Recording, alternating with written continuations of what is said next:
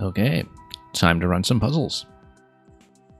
We're going to begin with a couple of recent works by Grakowski, who is a very well-known puzzle maker and friend of this stream, whose levels we have not caught up on in some time. And he's not always able to make this stream anymore because we run at such a crazy off-peak time for people in NA. So we'll just go down the list and see how many of these we can knock out. Here's Rest in Carapace. Here lie 3 hollow shells, former homes of their dearly departed selves. And thank you for the follow.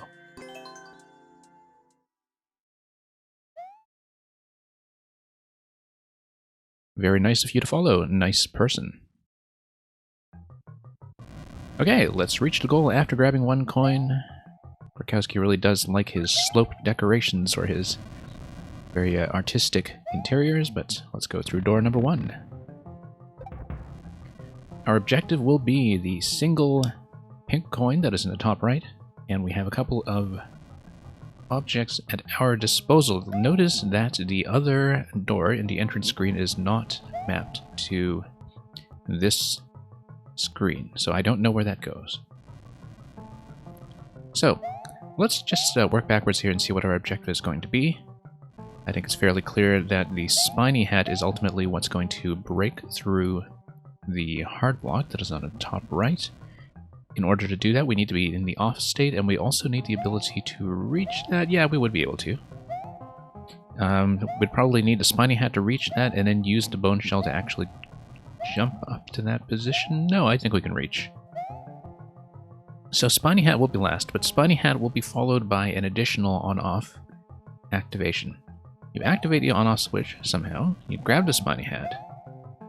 You do need to get up to this location, and I guess theoretically you could cheese it with a shell jump maybe, but it would be very unlike a Grakowski puzzle to require that. So let's just presume that that will not be needed. We also need to revert the switch back to the off state afterwards in order to get through the key door.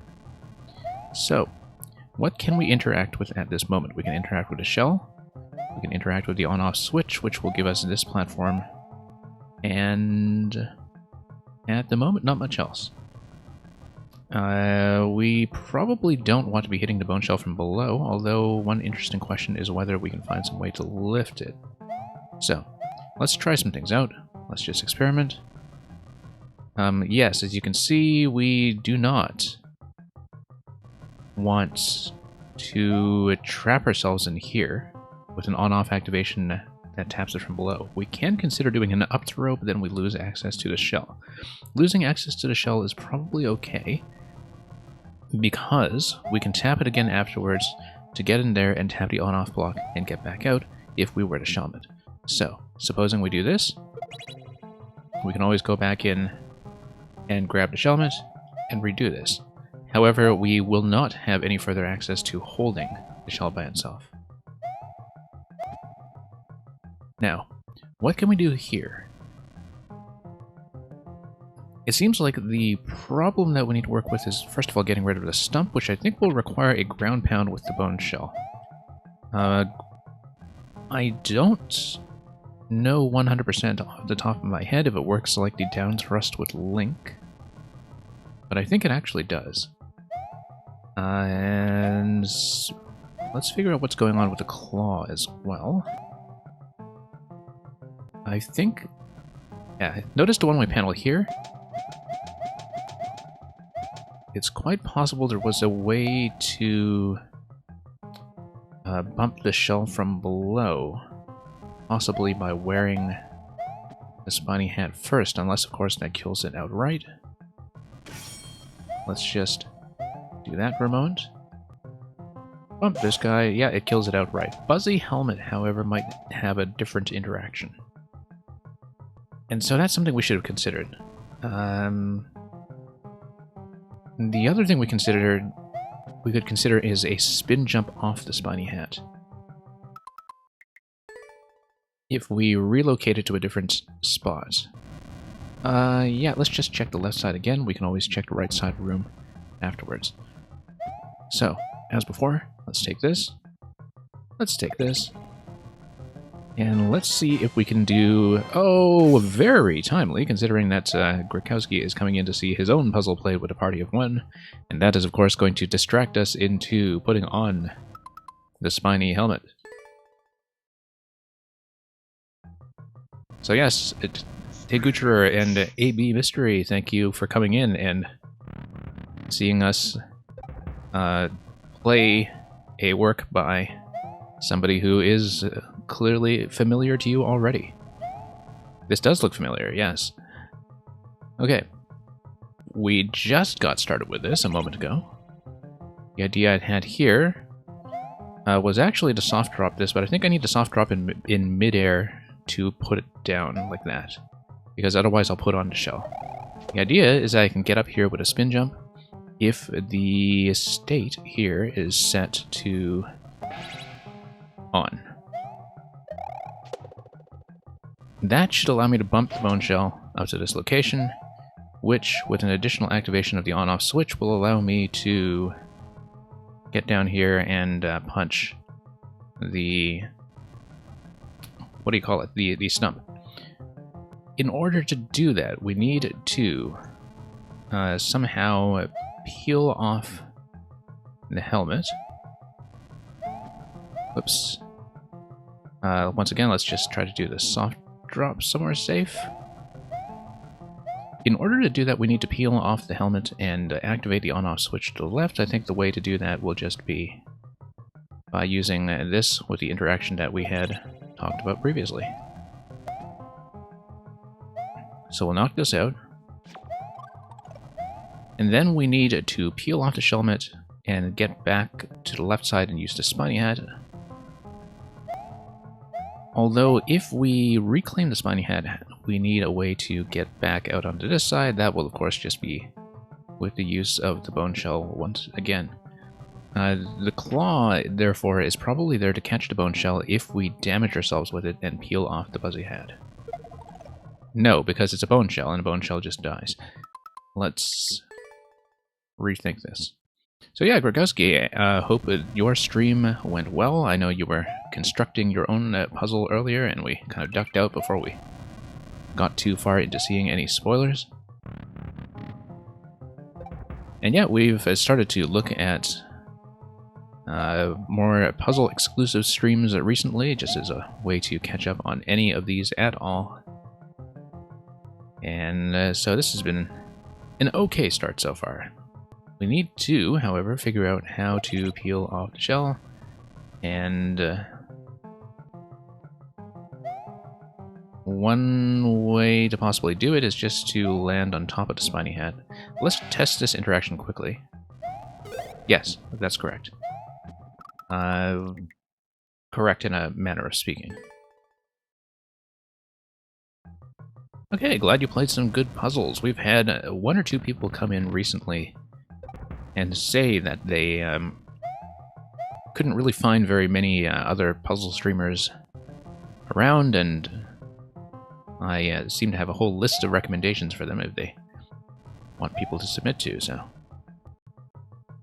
Let's see. Let's tap the switch here once again, and go through the same sequence as earlier. Yeah. This guy here. This guy here. Bump. Then we will not kill off the bone shell. That would be a bad idea.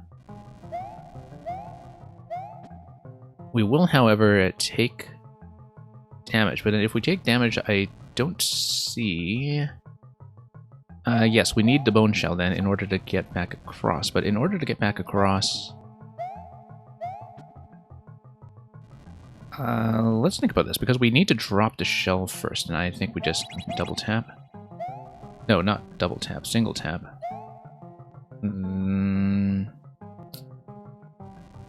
And we don't need the buzzy helmet for anything else, so I think we can afford to peel it off now. Except we get into that sort of fiasco. Yes, no, we need to do that in such a fashion that the shell is caught by the claw on the right side.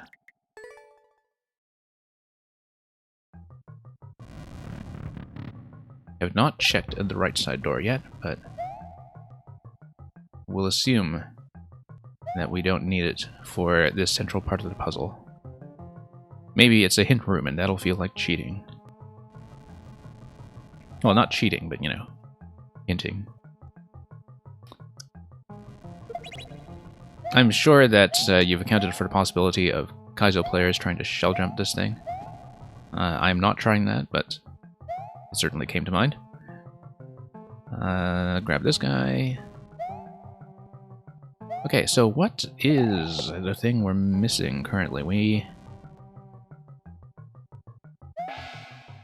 can always just kind of pop up and take it like that. That's one thing that we had not really considered seriously when it comes to the switch toggling. And that's actually kind of important because it does allow us to take the Spiny Hat over to the other side and therefore do the trap and peel.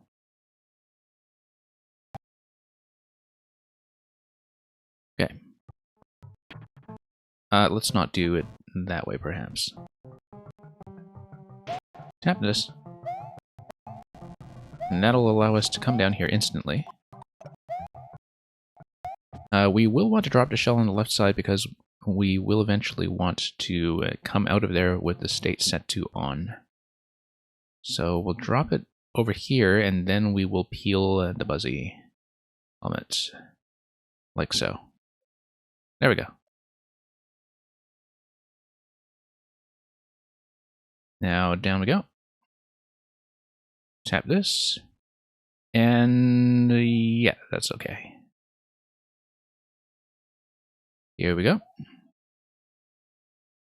Okay, that's the key, and then the last step of the puzzle here is just to tap the on switch in a way that allows us to get back out. I think we just do that by tossing this guy. And through we go. Okay, so that's not true ending, which suggests to me that the other door may be a harder puzzle. And so, of course, we will naturally take a look. So, 2-in-1 deal. Oh, there's no true ending. Okay, then, whoops. It's just decoration, then. Alright, we're checking the other door anyway, because I had kind of thought about that idea in the first place. So, let's duck around. Oh, okay, that's it. Oh, I see. It just shows you what the ending looks like. Okay. So much for that. Okay, since you're here, we can knock out a few more. I have a list to go through when it comes to codes by several makers, including one particularly devious Japanese one-screen puzzle that we played a few days ago, which I was one step away from finishing, and I think I know what step that is, but we'll save that for later while we go through some more of the recent pieces here as a bit of a warm-up. So, here's a castle coin capture. 4 coins held against will, bound by devious traps, await a clever hero.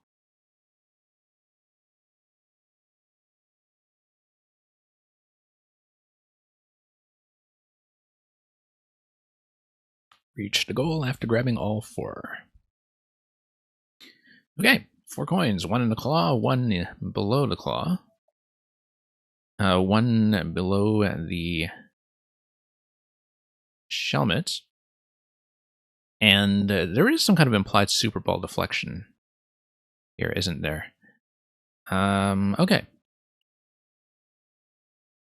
We can theoretically just drop back in and then jump out of the claw. No, we can't because it's under a semi-solid. Never mind that. POW, however, will do a coin drop. And so we don't want the POW to destroy this coin in the center. We can, however, I think Super Ball is able to eliminate Ice coin over here. But we'll just try some things out just for testing purposes. And yeah, the condition's going to be incomplete, but we'll just see what this is all about. No, Super Ball hits the POW. Super Ball does not melt this guy. And I, because of the one-way panel too, I should gradually redevelop my memory for some of this stuff. SMB2 is kind of interesting. SMB2 would give us access to this. So that's something that we should keep in mind. In general, going over is something we should do in order to avoid the claw drop before we are ready to lose the coin. So let's just go back and see what we can do. So yeah, we want to go over first to avoid the coin drop. And here, we would have to go under, and that would be a helmet drop, but then the helmet drop would give us the helmet. Spiny Hat seems to be the main thing here that would allow us to get through the ice coin block.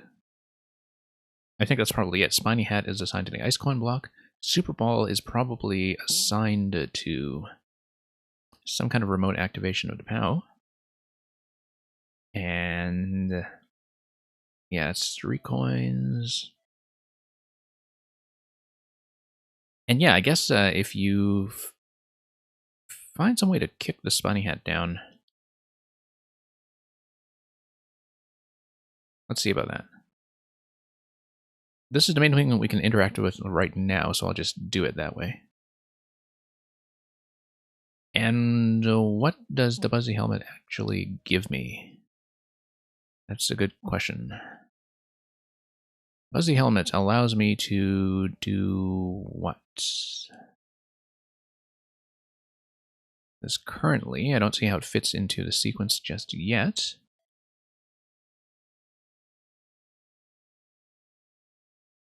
And yeah, to Gutra, you were asking, is there a puzzle maker team? I don't know. I mean, Grukowski knows that there is a team puzzle, and I guess that's organized somewhere. I think I just tend to come across a lot of the same puzzle makers on various streams, just kind of crisscrossing each other with their creations. So I don't know, but I would actually be interested in hearing more about that myself. A Super Ball deflection may be what is involved when it comes to going through the middle slot here and hitting the coin. However, that's going to hit the spiny shell. Let's grab the Super Ball anyway. And see what the deflection can actually get me. Okay, that's clearly not what we want to do. Insofar as we still need the spiny shell for the left side. However, SMB2 would allow me to poke the spiny shell on the side like that. Like if I could do that bump. That's something that has a lot of potential. Also, it allows me to wrap around. I have to remember if I can do something like a soft drop with a POW. I can do it against the trampoline, obviously. Not like that, but if I were to throw the POW against a trampoline sort of on the top edge, it should be able to land safely out of that if I want to preserve it. I think.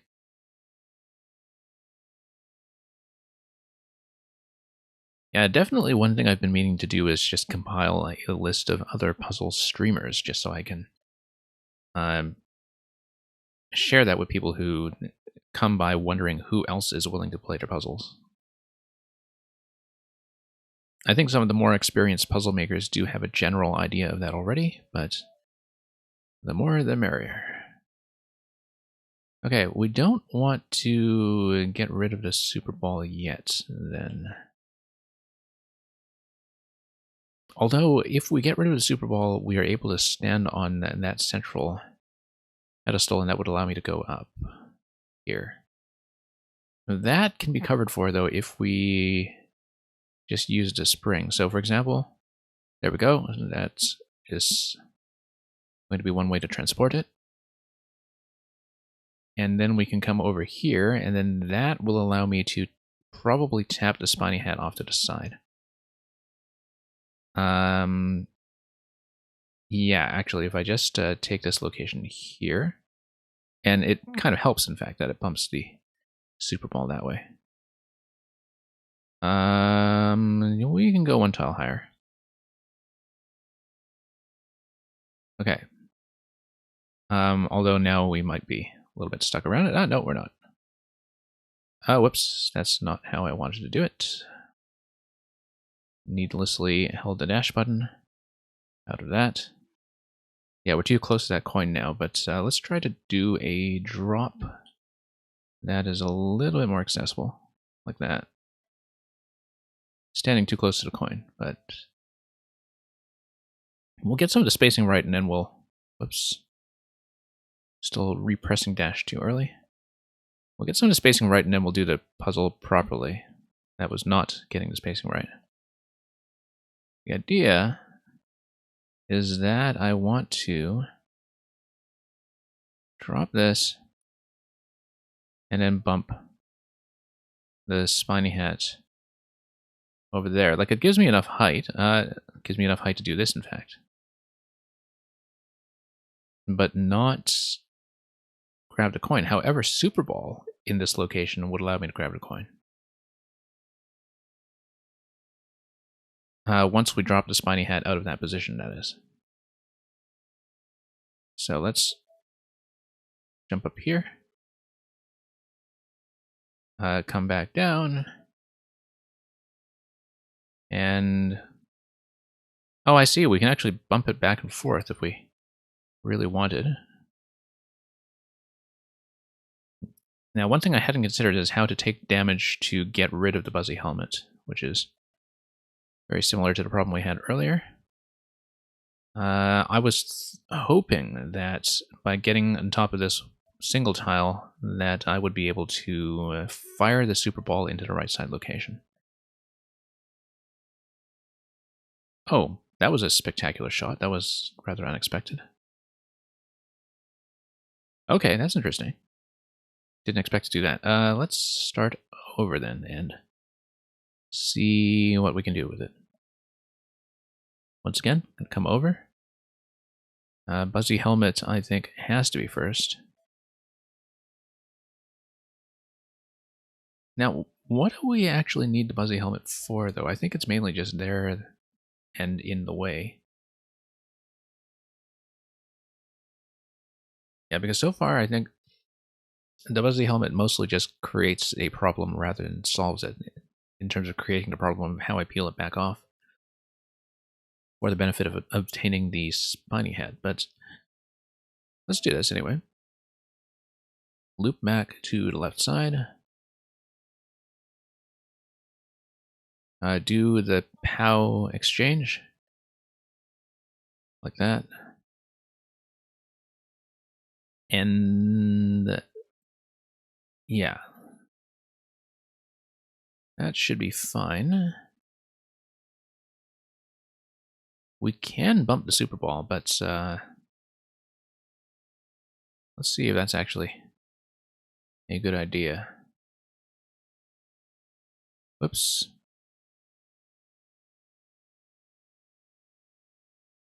Too far over. Too close to the claw now, I think.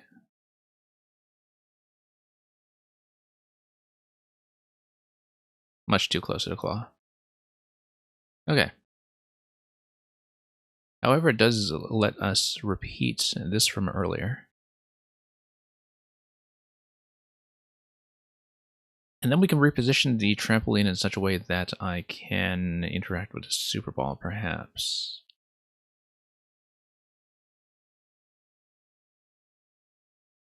Still doesn't quite solve this problem here, in terms of how to get the Buzzy Helmet off of me. It's possible that I just can't wear the thing, unless I see some kind of damage source that I can use against myself, which is currently not the case. Okay. POW goes up. And what do we have here? So, supposing we drop the Shelmet and don't wear it, I think we're actually still fine. Main thing is that the spiny shell is going to drop on top of it afterwards, and we need to be aware of what that interaction will do when we get to it. In fact, it's quite possible that the Super Ball interaction we were talking about earlier, in terms of firing at the coin, might resolve itself somehow. Because supposing we come over here, then we do this, and whenever we place the trampoline somewhere different, we can also therefore place the POW somewhere different. So for example, let me just check the range on this jump. Okay, good. So we can do that with a Super Ball later if needed. Let's be careful here. Oh, am I able to just bump this guy? No. Interesting. No, okay.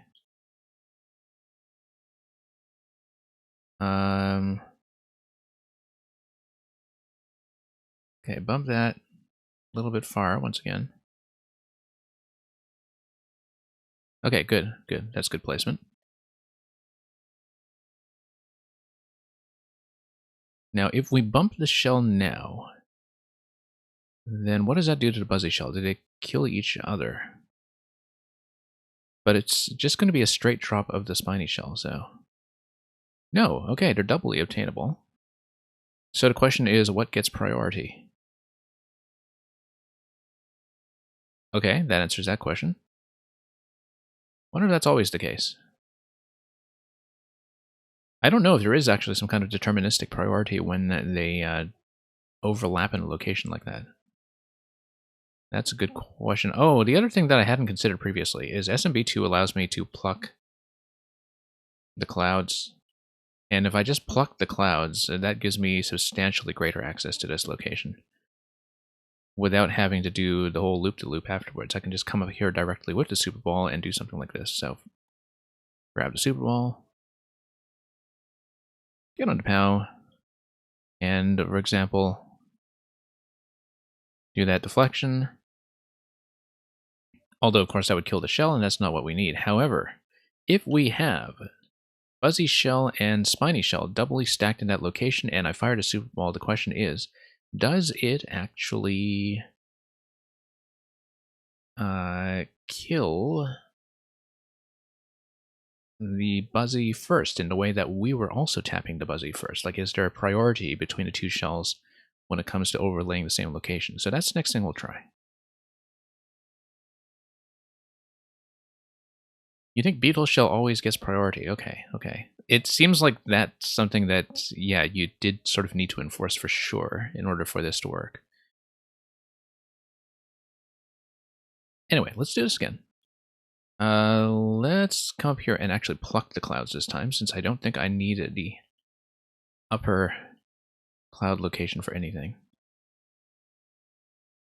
And then that will also allow me to come over here, do this,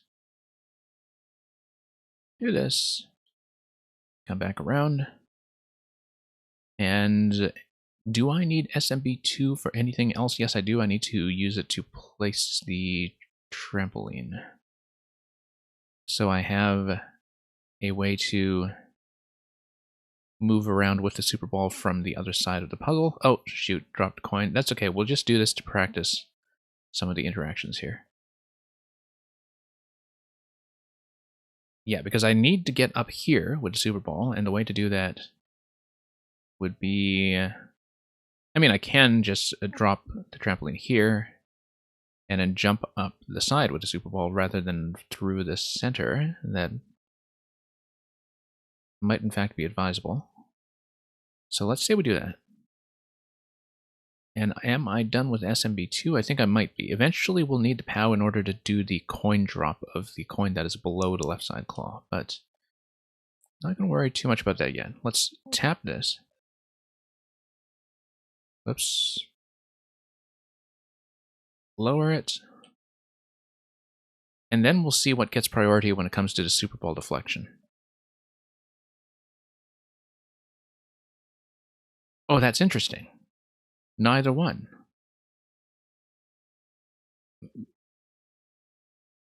I wonder why that killed it previously then. That's, oh yes, because Super Ball is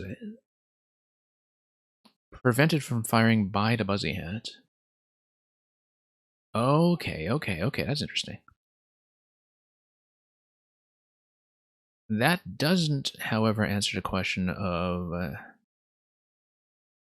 how to get rid of the how to get rid of the Buzzy Hat, which I think must actually involve the POW.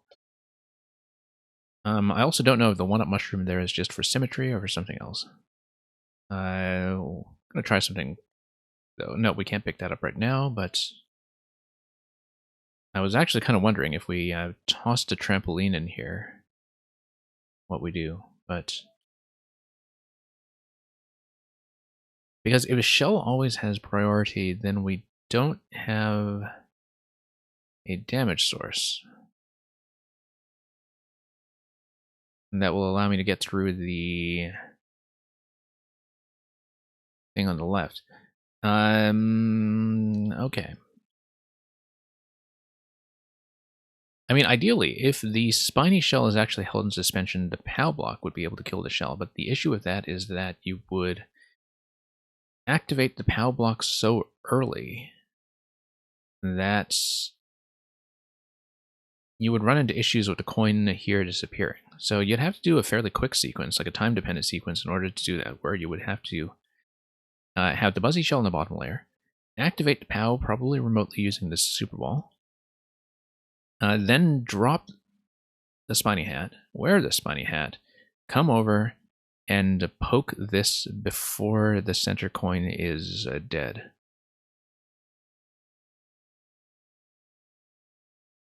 And so yeah, that's sort of unusually time dependent. So I find that solution to be a bit suspect, especially with all the movement obstacles here. But it may be worth trying at least.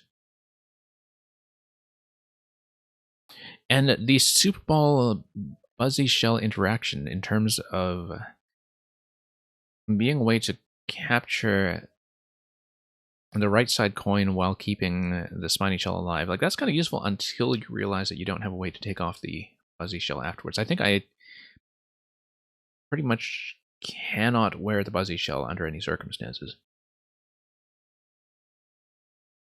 But we'll have to think about that. The alternative, of course, is to see if I can do something to kick the Spiny Hat before the Buzzy drop, but I don't think so. So let's just go through the same sequence again. That drops. Yeah, because we want the Spiny Hat in the claw and dangling in the claw before we activate the POW. And then that will be something that doesn't actually require the Super Ball at that point. So it's okay if we keep SMB2 for that, because SMB2 will allow us to use POW block.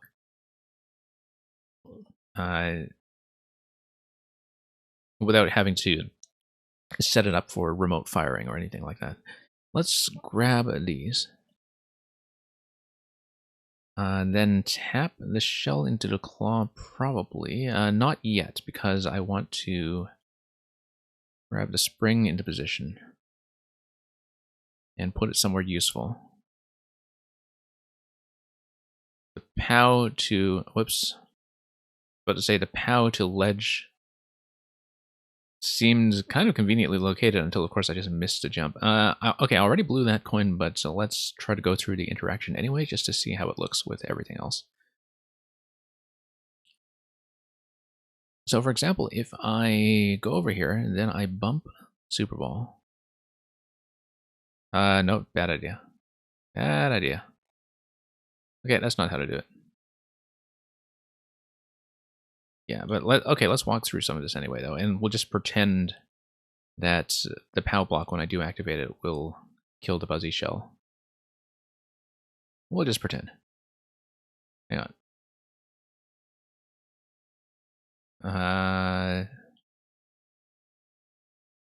I don't actually need it in the center column unless I want to get up there with a Super Ball, which I will eventually. Yeah, okay. too many execution mess-ups there, so let's go around as before. Avoid wearing the Buzzy hat. Come back over. Do the POW and trampoline thing. Not miss the jump. You know what? I've gone SMB2. I could have just done the high jump. But it's good to test that distance to ensure that later on when I need it, I'm able to get up there from the left side with the Super Ball if needed.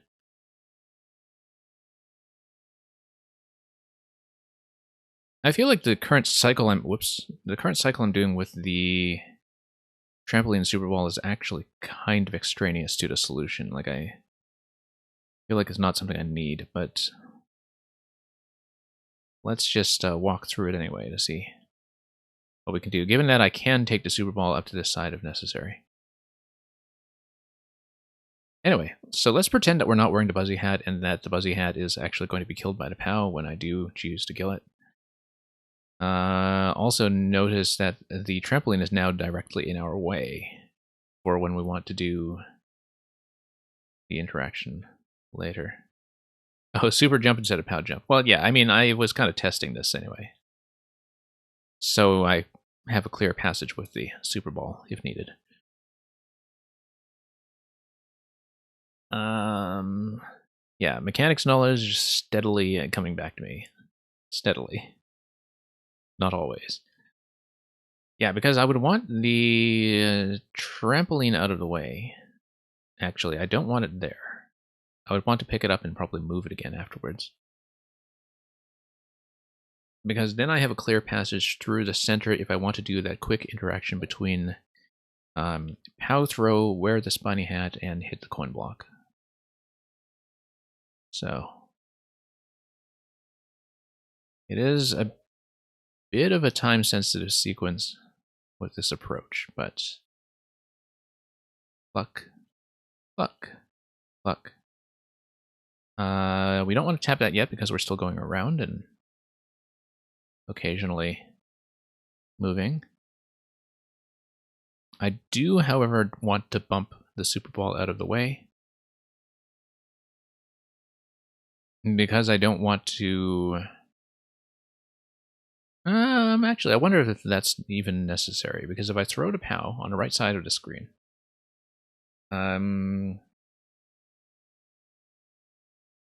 Buzzy hat dies, coin drops. Switching over to the Super Ball at that point is actually not a big deal. Because if I do it that way, I will have collected all 3 coins on the left side, and I just need a Super Ball in the upper position to zap the pink coin afterwards, right? So a lot of these steps are not really necessary from what I'm seeing. I do want to kick this guy. Oh, I do have to put the POW down in order to kick that guy first. Okay, let's do that. Oops. But I don't need to do the trampoline bump of the Super Ball that I was talking about earlier, I don't think. I think I can actually cut that step.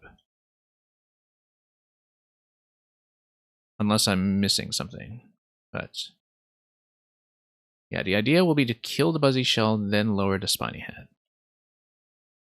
And I've got to do this fairly quickly in order to get the Spiny Hat under the Ice Coin block.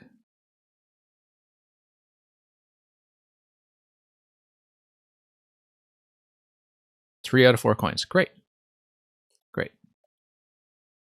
And that's it. Except I need to get up to this position now. So yeah, as usual, overcomplicating things. As usual. Although it would have been pretty fancy if the solution did in fact require spring manipulation of the Super Ball position. That's something to keep in mind for some other time, perhaps. But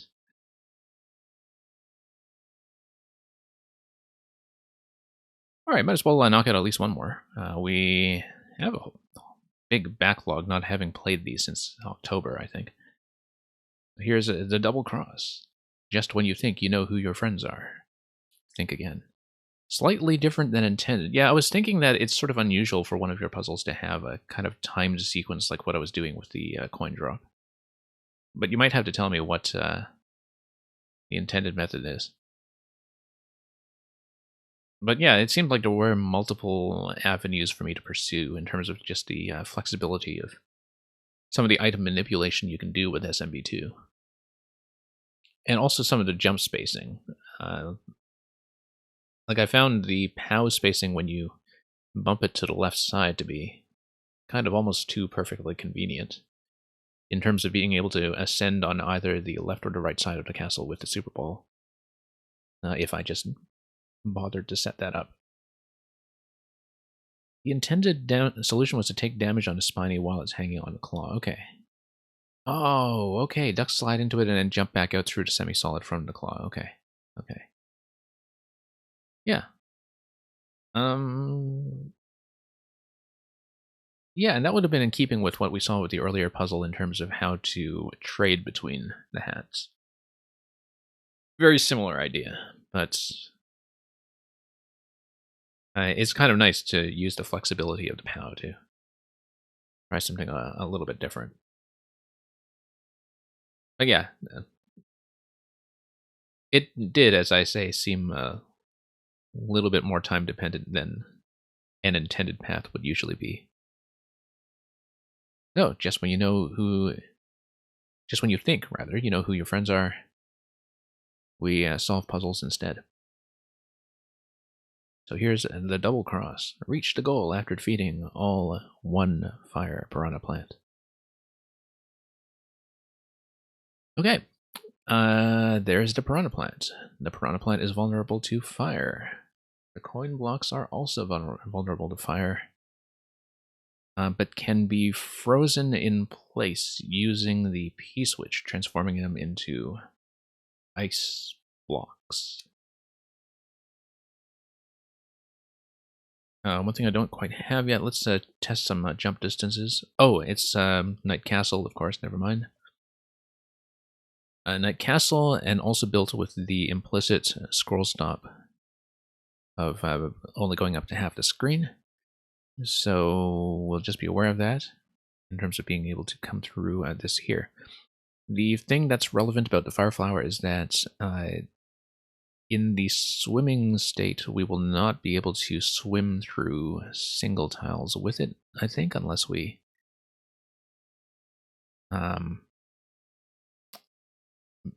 no, even if we bump up against ceilings, we won't be able to get through these single tile corridors. So there will be some kind of sequence here where we have the on-off switch opening access and allowing us to zap the piranha, but then perhaps getting us into a bit of trouble when it comes to going through everything else. Because having the Fire Flower makes it a problem to get through this location here on the left side. Because even if we blow this block open, that's kind of interesting actually, the on-off block that is to the right of the axe. That's an interesting placement, but we'll have to think about that. I think what it's going to be is we do have to use the P and use the kind of ceiling obstruction of the P to perhaps create some kind of ceiling as we go. Because, for example, if you create a P ceiling and sort of descend under it with the Fire Flower, perhaps you can actually swim under it to the left. I don't see why we would be using the P otherwise. I mean, if you have the on-off switch. Oh, I see. Okay. You don't want to obstruct the P's passage through any of this stuff. So yeah, there'll be a little bit of switching back and forth, I guess. Let's just try some things out. We don't want to get trapped in the middle of the cross because we won't be able to get out and fire the flower, will we? Oh, I see. Okay, okay, interesting. Quite possible that we don't want to use the fire flower to be our weapon against the piranha plant to begin with. Like, can I do something like a... I don't remember if I can crush it with the P-switch, actually.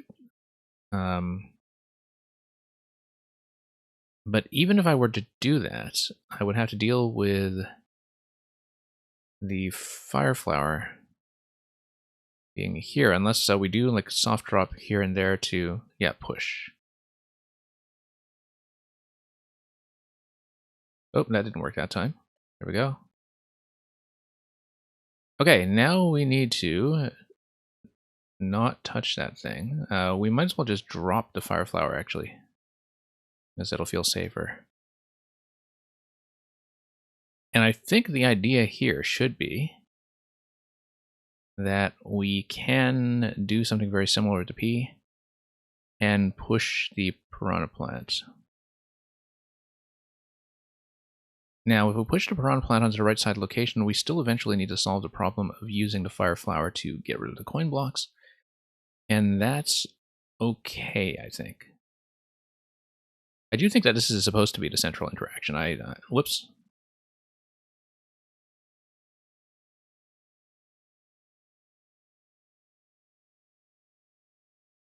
It certainly looks like the right thought process here. So, and yeah, I could tell from the death markers that that does happen to people from time to time. But whoops.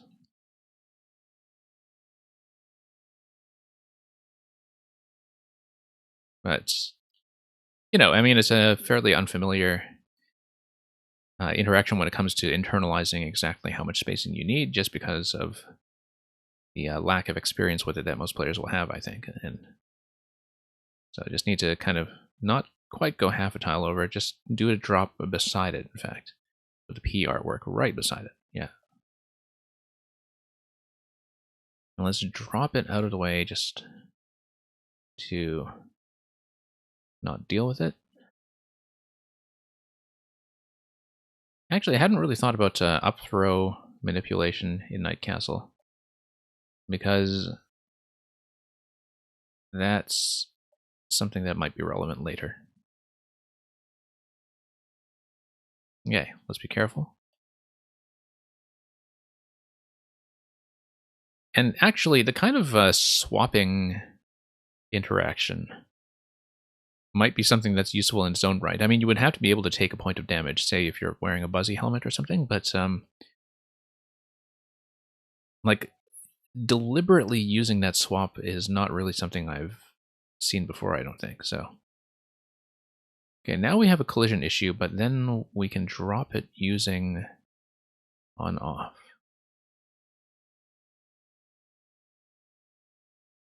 Okay. It is not flower time yet, because we would need to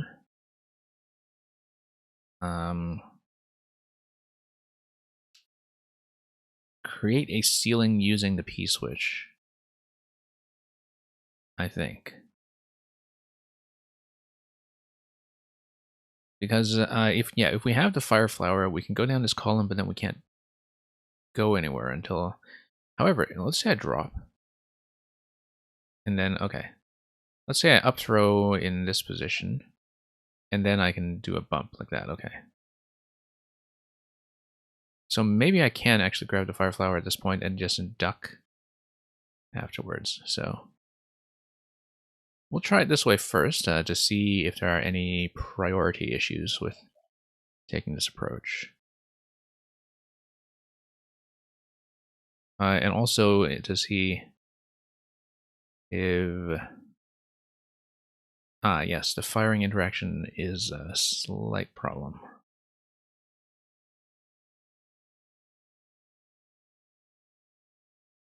We'll have to think about this.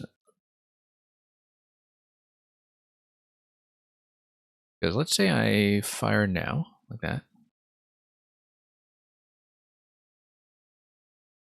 Okay. No, that's not going to go. Yes it is. Okay.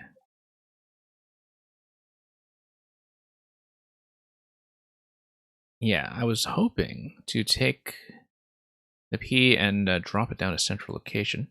Oh, no game audio. Okay, yeah, we just have that as an occasional bug on the stream. Hey, Nugukaza. Uh, let's just fix it up very quickly. You know, if it were daytime Night Castle, that would have been to our advantage because, as you may have discovered, when we play daytime Night Castle sometimes and stare at the screen for long enough, we actually do run into a copyright detection trap that was never resolved on Twitch's side and is really quite a great nuisance. Okay, audio should be back. Okay. So the question is, do I have a way to zap that? I think I needed to zap it while this was still able to create a deflection all the way across. And to do that, I would actually have to do the P-switch drop on this side as well, maybe.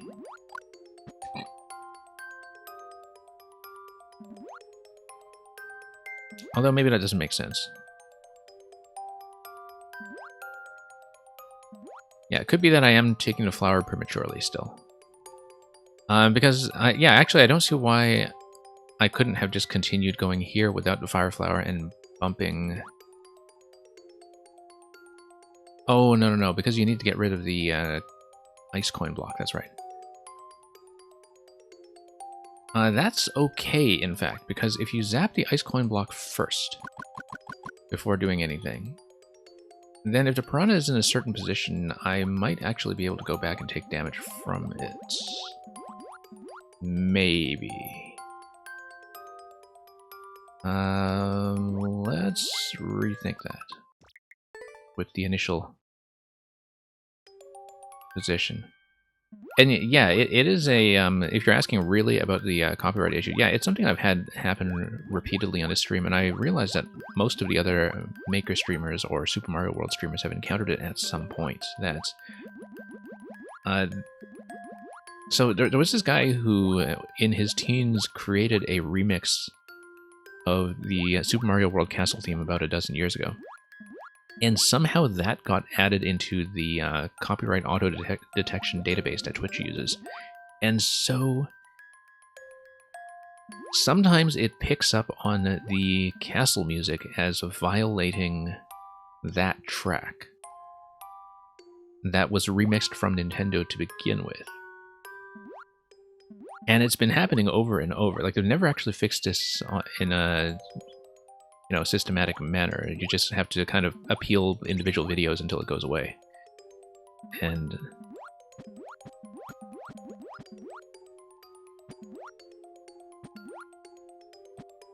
yeah, so that's been a major pain. I feel like, you know, there has to be a little bit of public pressure on Twitch to deal with this thing specifically, because it's such an abject failure of their copyright detection. So yeah, occasionally I'll just end up with muted streams if I'm playing long puzzles in Super Mario World Castle, because you don't have much in the way of transitions to interrupt music. Okay, let's do the bump once again. Electrodude, welcome! Electrodude, hope it's going well. I know you've been building steadily. Okay, so let's... You know what? The piranha plant shoots fire. Given that the piranha plant shoots fire, I should be able to perhaps angle him in such a way that... Yeah, wait, because if I'm standing to the right of the piranha plant, then the facing direction flips over. So you bump the piranha up to this location and no further. Then you get the piranha to zap this block, and then you're set. So that's how you get rid of it. And yeah, Electrodude, we managed to start a little bit early today, so I've managed to, for once, sneak in some puzzles by Grakowski while he is in fact present and accounted for. And yeah, we've got a lot lined up later in terms of codes, including one that I did not finish from a few streams ago, that I think I actually finally have the answer to after missing something really obvious when I was staring at it for about 2 hours the other day. It was a rather devious Japanese one screen. I may show it off directly after this one, because it's actually a really, really interesting puzzle. Anyway, Piranha's gone. And now I think we're set, because now I have the ability to descend this column all the way while I have the Fire Flower on later. So I think it's safe now to take this.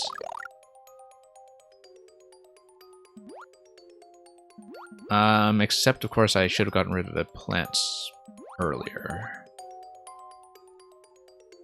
No. Actually, no. This is the wrong way to think about it.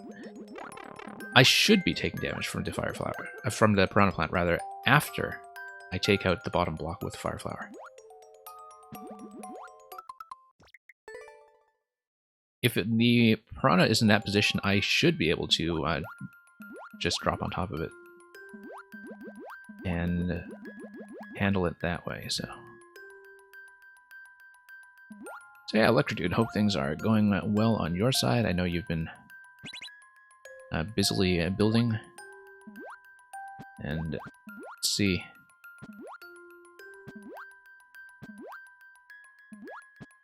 Here, okay, we gonna do that.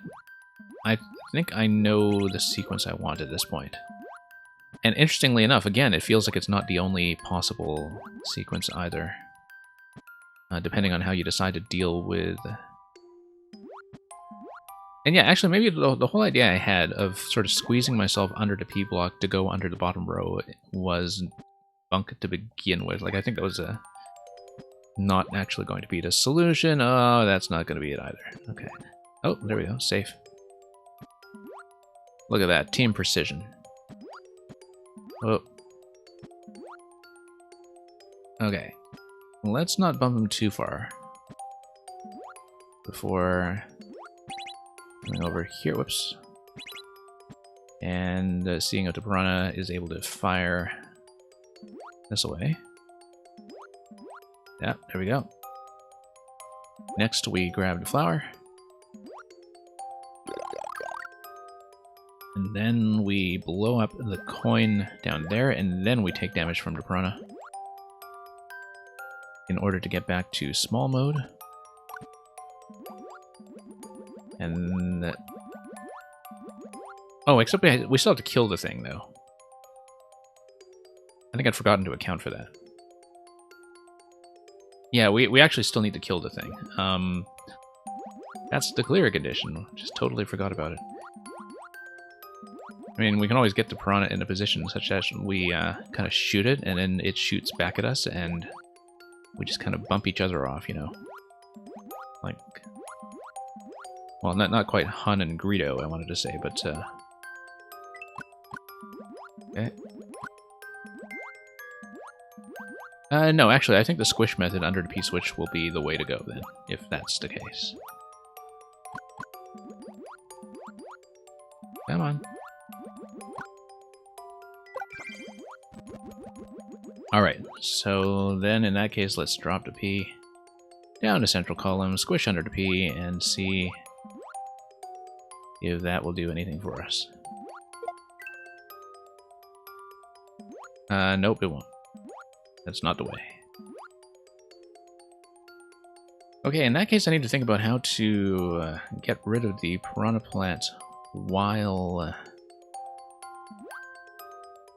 being able to take damage from it. And actually, I think there is a very clear answer to this, which is that the Piranha Plant can be killed using overlaps with an on-off block, such as The one that is next to the axe. So, for example, if we can somehow do a bump interaction with the P and the Piranha Plant to get it up to that position, then that's what that block is for. And chain chomps in night mode. Okay, interesting. Yeah, I was playing around with that a little while ago, and I didn't really... Well, I was playing more with the chomp stumps, I think, but it's sort of interesting that Mario Maker kind of just has a way of converging on chain chomp launching tech. It was kind of like that with Maker 1 as well, I think, where as the game progressed, people just came up with more and more ways to, you know, just manipulate their movement. And of course, that was before we had such a thing as night mode. Yeah. I don't know if I'll have a concept sort of put together in a state that is ready for the project. That's... I've had a lot of stuff sitting in my editor for some time that have just been undeveloped ideas, and of course I haven't published anything in months, right? So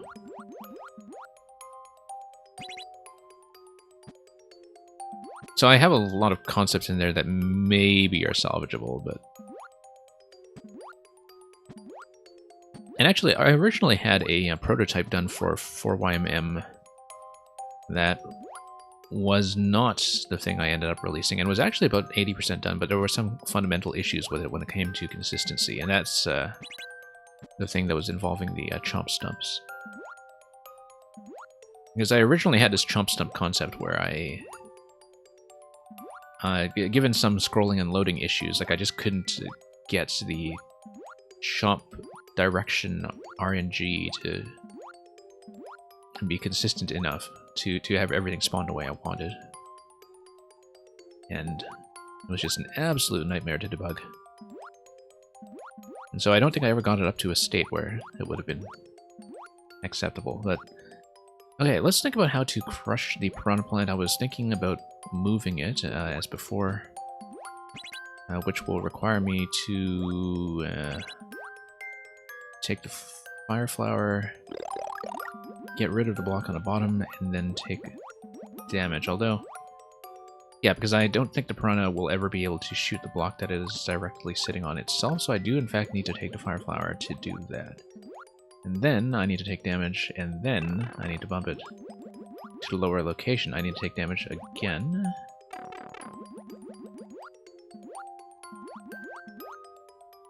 And yeah, we'll see what we can do.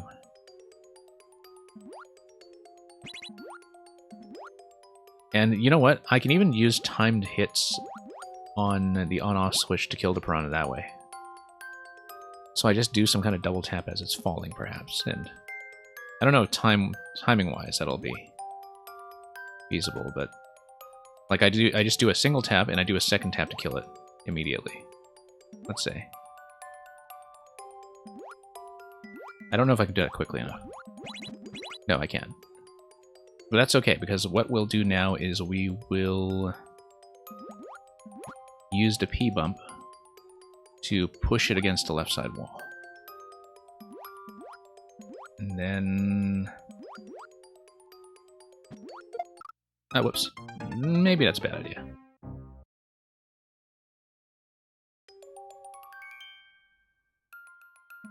Okay, so the question is, if the Fire Flower requires us to take damage, how do I kill the Piranha and take damage? I feel like the solution has to be that the Piranha must be killed in such a way that does not require the Fire Flower, and the best way I can see to do that is by doing something like moving it onto an on-off block.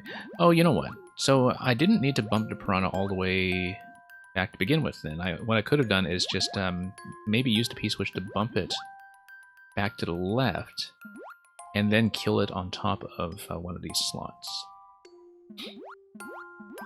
So, let's do that instead.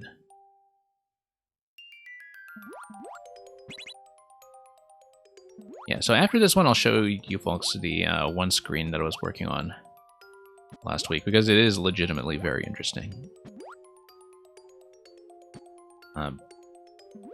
But first of all, let's tap this. Let's... Yeah, because if I can get the piranha to fire at the ice block, and then I bump it back to the left, and of course I would have to go through the whole interaction with getting the fire flower and losing it again, because I do need to get rid of the ice block on the bottom. But the idea is that I want to drop the P-switch to push the piranha back on the left side. And overlap it with the red block.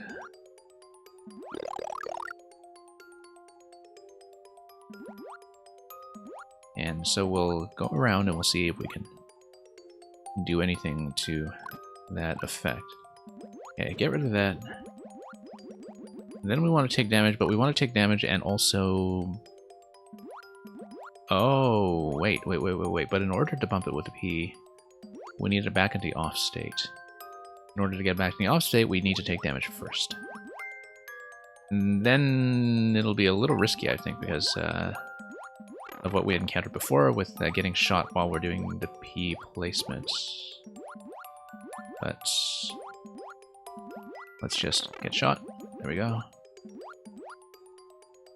And then let's see if we can do a right to left movement with the P-switch, except now we've blocked ourselves in, so maybe not. Like, we might have to rethink this again. Maybe I'll just revert to the method I had earlier then, where I was trying to bump it on the bottom row, and I think it was just kind of a mistake on my part that I got shot when I should be able to consistently defend myself like this, the way that I've been doing the whole time. So, we bump this, and then we bump everything over. Right? Except... I'll have to think about the ceiling state in terms of whether I want that to stay red. Okay. Nope. Hang on.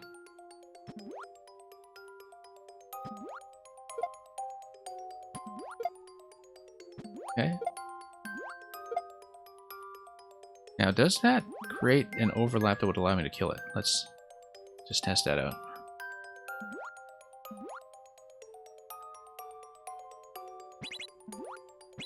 No, didn't think so. But if I bump it up against the left side with the 1-up mushroom, does that do anything? That was a bad time to do that.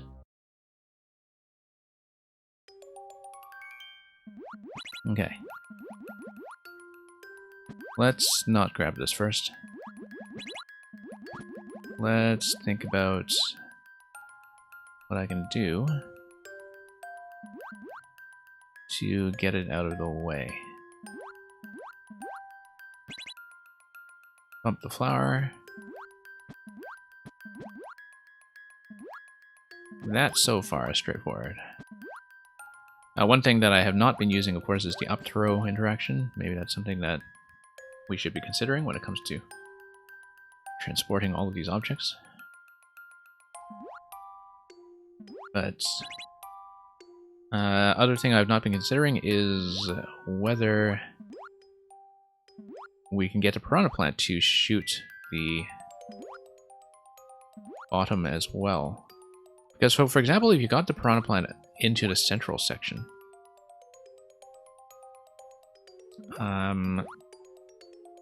and then killed it there, but having already gotten across with the fire flower somehow. Like, if there's a way to escort the flower over to the other side. Let's see what happens when I do the bump against the wall. Nothing. Okay. But if I had the flower land on the P... No, I don't think so. Kind of too bad that we can't use this swap to our advantage, in fact. But let's just dump and push, dump and push. I do think so far this is the right idea in terms of getting it in position to zap the block. However, what if we had an angle like this that would allow us to have... whoops. No. I was about to say, what if we had an angle that would allow the piranha to fire at the ice block, and then we just kill it when it's kind of sitting on that half tile, but then obviously I didn't account for taking it out prematurely like that.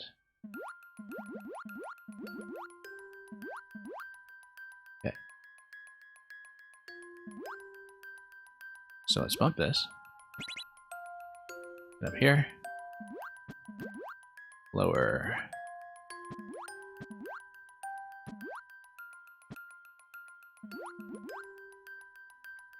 So yeah, there's going to be some kind of priority sequence that involves either A,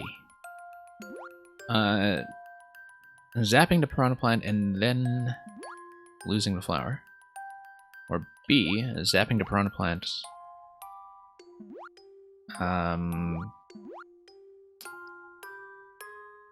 with one of the on-off switches, or C, somehow doing the fire flower interaction in the central segment. I don't know.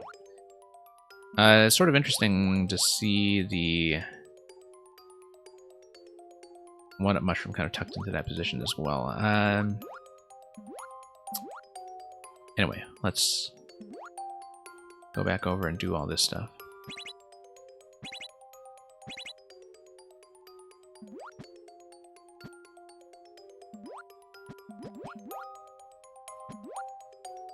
I wonder if we just drop the P on top of the piranha.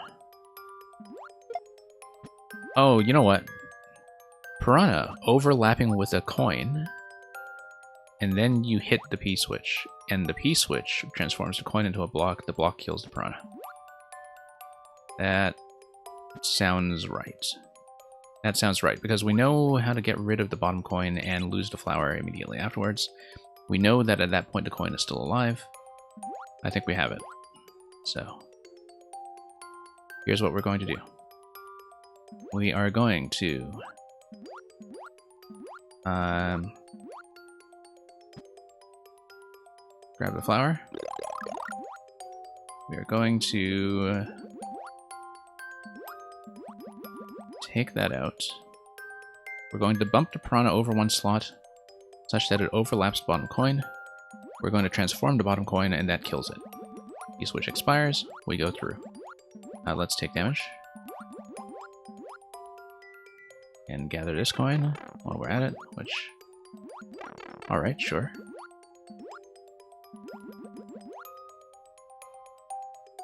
I think we have the right idea. Okay, so let's do the bump again. And then we just stomp on the P-switch. P-switch logic is actually the step that was in the one-screen puzzle I want to show you next, which is where I missed something really, really obvious. And I'll explain that when I get to it. But anyway, I hit the P, I let the P-switch expire, and then I hit the X. There we are. Okay, no problem. No problem. Yes problem. Yes problem. Despite the mushroom very clearly signaling how the collision works around the X. For those of us who may have momentarily forgotten. Okay, no problem. We are through. And there we go. Ta-da.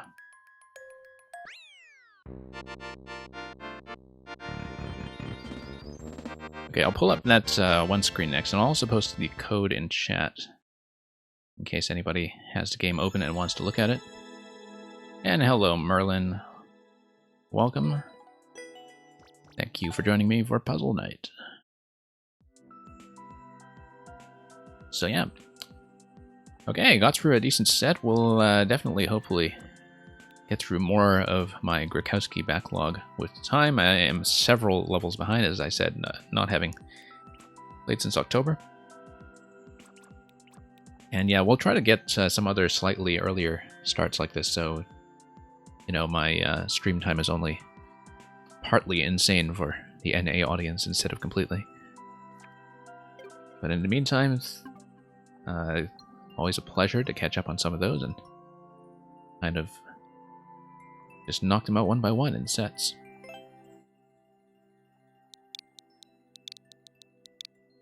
Okay, so this was what we were looking at. And we had most of it down.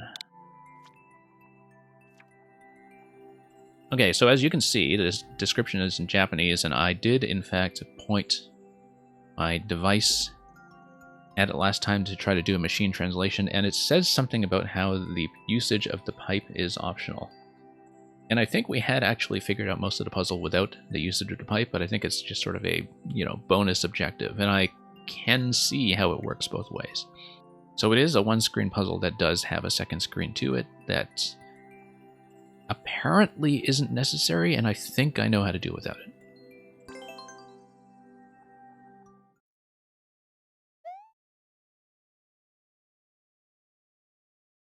Yeah, this was highly recommended to me by Real Beat Shin, who, of course, is a big puzzle enthusiast in his own right. So, the objective is to kill Daboo and then reach the axe. So you're probably wondering, where's Daboo? Daboo is loaded in on the track that is on the right side column when you enter the room in the off state. So, for example, I'll just show you. Let's say we load in the off state. Watch the right side of the screen. That's Daboo.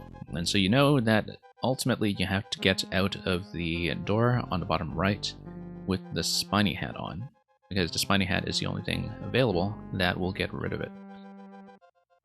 So, the central problem of this level that we didn't manage to figure out last time was how to preserve these coins and preserve the yellow blocks that are under the key door on the right side of the screen while doing a sequential activation of POW block and P switch, because if you go POW first, drops the coins, you'll lose the coins. If you go P first, then POW, you lose the blocks on the right side and you lose the thing that braces the door. One thing you can't necessarily see quite clearly is that if you look at the two doors on the top right side of the screen, there is a one-way panel under them preventing you from getting towards that location from below. So you know that you do need to preserve the blocks on the right side. And to do so, I was missing something extremely obvious. Now, here's the central interaction of this level, is using the icicle to hit the on-off switch in order to set up a passage through the conveyor. So you kind of do a clockwise circle through the level multiple times in order to traverse it. Now, I haven't played this in several days, so I'll likely spend some attempts on just re-establishing what my method was.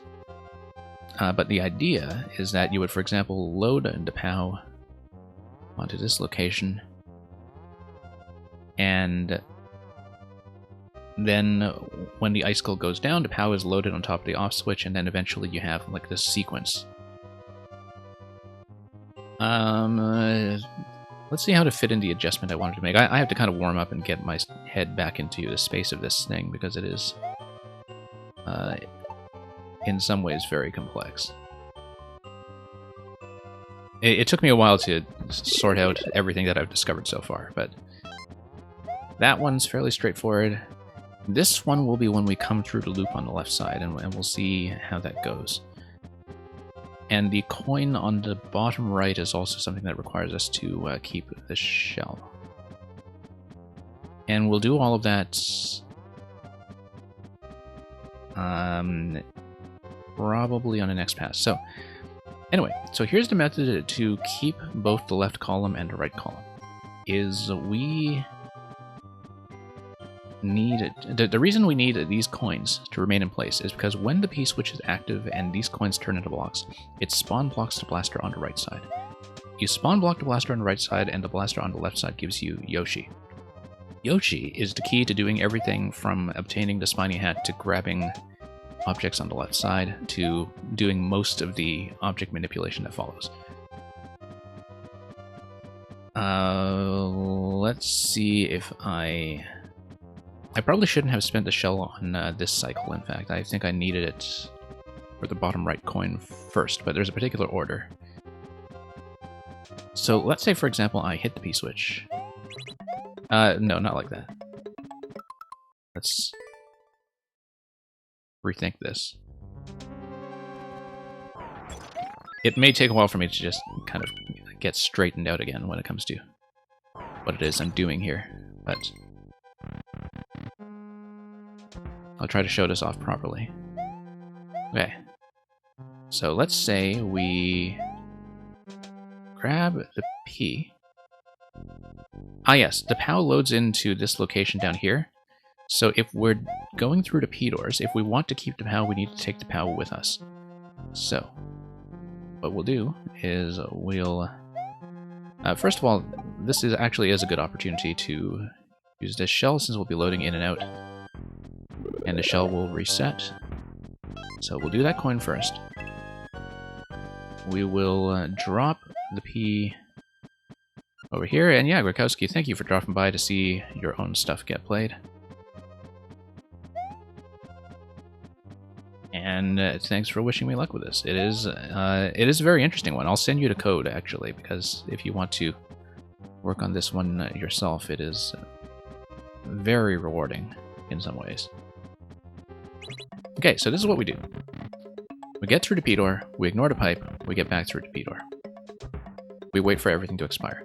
And that's how you do it. That's how you get the spawn block on Yoshi on the left side while preserving the blocks on the right side. Now, it no longer matters if we destroy the coins on the left, so long as we keep Yoshi in every successive cycle. Which means that the order from now on, when it comes to the P and POW interaction, is POW must always go first. It must always be POW before P, because that's how we ensure that this drops, but the right side yellow column remains in place. Speaking of which, this is also the level that got me into copyright trouble last week when it comes to the castle music, so maybe all of this commentary will just be blanked out afterwards. So, I hope you're paying attention. Okay, so here's how we do the stacking. The stacking works like this. You need, once again, POW before P. So, P must go first, and POW will go second. So I'm going to drop the icicle, dodge around, and then drop the POW on top before the icicle respawns. There we go. Next thing I'm going to do is carry the shell, because we're going to do the interaction that is required to get to the bottom right coin. And it works like this.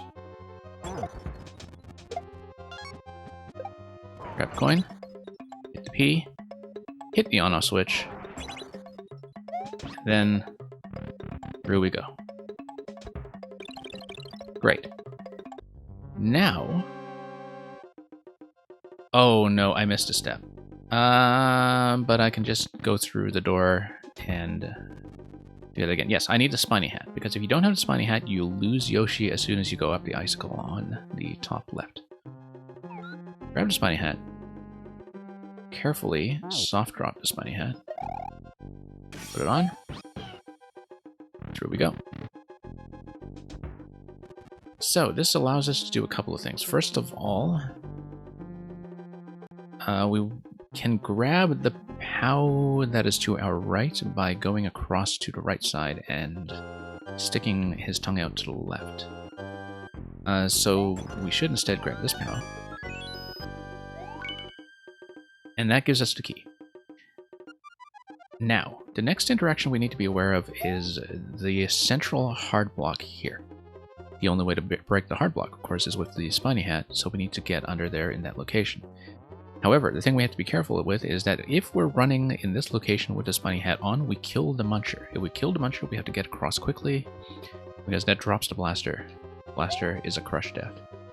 So the idea is that we get rid of the hard block, because that then allows us to create a stack of objects. A 3-high stack of objects that will get us over to the key door. Ultimately, what we must do is this. We must be able, at the very end, to take a POW block with us through the unlocked door. Because that way, we must have the POW block and we must have the Spiny Hat. Spiny Hat kills Daboo. Then we fire the POW block, and then we kill the Muncher that is sitting directly over the axe. That's how we do it. So, first of all, we need to evacuate both POW blocks to a safe location such that when we activate the on-off switch here, they are still accessible. Then we're going to do this. So we have 4 objects here. We have shell, P, POW, POW. 3 of these objects are going to form a stack under the key door. The 4th of these objects is going to come with us through the key door. And actually, I think Yoshi might even be usable as part of the stack because we don't need Yoshi for anything once we go through the door. So if the shell doesn't work as part of the stack, we'll just drop Yoshi. The shell was actually a problem for us last time we played this level because it went sideways along the conveyor. And when it went sideways along the conveyor, it unstacked the whole thing. So I don't know if that'll happen. But it is worth a try. So everything is now on top of this layer here. So what we're going to do is run across here, not get crushed by the blaster, and blow the hard block open. Oh, yes, we actually do need Yoshi for something, I think. It was something important. Like, there was some reason that we needed to run Yoshi down using the icicle. Quite possibly I actually did need Yoshi as part of the stack rather than using the shell. But let's try shell first. We're down to 99 seconds anyway, so I'll just redo this if this leads to the same problem I had last time, which was not stacking properly. Let's get some of the POWs out of the way, maybe. We have a lot of objects to deal with here.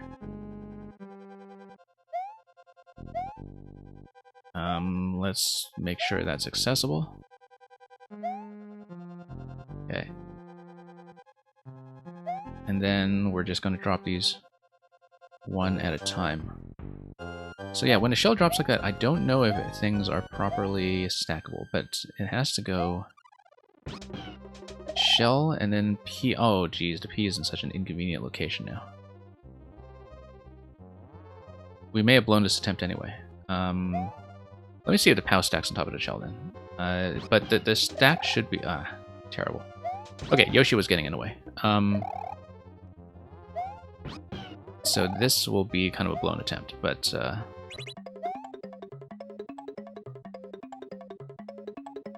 the idea was that I wanted to create a 3-high stack on the shell. And yeah, that overlaps, so that's not quite good. But I think if we send Yoshi through, Yoshi allows us to do a 3-stack. The way we send Yoshi through is like this. Yeah, he'll always run down. And I think we're able to get a POW stack on top of him. Let's try this with the 8 seconds remaining that we have. So for example, like this, the switch activates, we come through here, boo, and the idea is that we still want to be holding 1 POW block for the final interaction. So we essentially have solved this. I just messed up the items when I was trying to dismount Yoshi, and I dropped all the items in the wrong place. Now that's the solution, so let's walk through it. And let's not mess up too much along the way. Okay, evacuate this POW.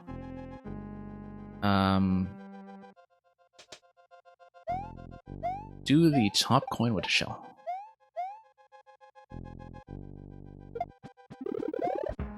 Okay, next step is going to be to put the P in an accessible position. Then we grab the POW such that it's not trapped here when it respawns. We hit the P. Double tap the P door. Notice that this solution does not require us to go through the pipe on the right side. Afterwards, I can show you, if you're new to this level, what is actually there. But the idea is that we want to spawn Yoshi using the spawn block with the P switch still active. It's just a kind of bonus room, actually, on the other side. It does give you access to an extra POW, though, if you need one. But I think we can get by without it.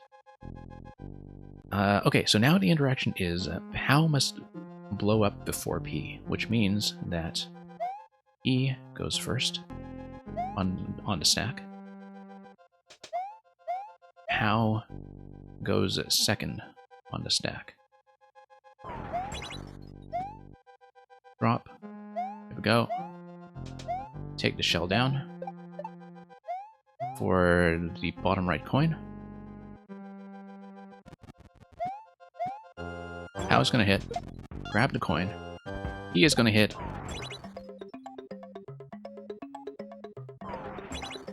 Off state. Great. Doesn't matter if we still have the P switch active when we go through here, I think.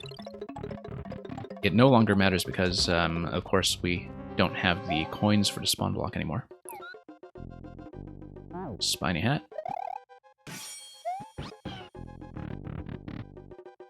And up we go. Here. Okay, now we soft drop everything and try not to put them in terribly inconvenient positions. Get this out of the way. Probably swallow the P as well, if we can. Let me find some kind of convenient position for it where it just won't be accidentally stepped on. This is more difficult to select than it looks, actually. So. Alright, let's just spit out the P. And just not land on it. Having Yoshi still available is fine. But we don't need him for the hard block break. We do need to loop back around to get him, though. Or the eventual stack. Oh, I forgot to activate the on-off switch. Okay. Okay. You see, even when you know the solution, it's surprisingly difficult to keep everything straight for the actual execution, because there are just so many moving parts to consider.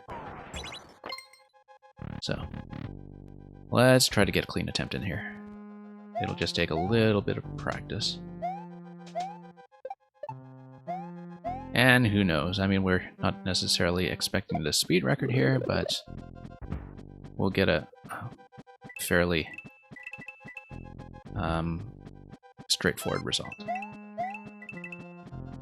Okay. E placement. Down here. POW is going to go over the P. Through the door. Through the door again for Yoshi. Wait for the P switch to be done with its business.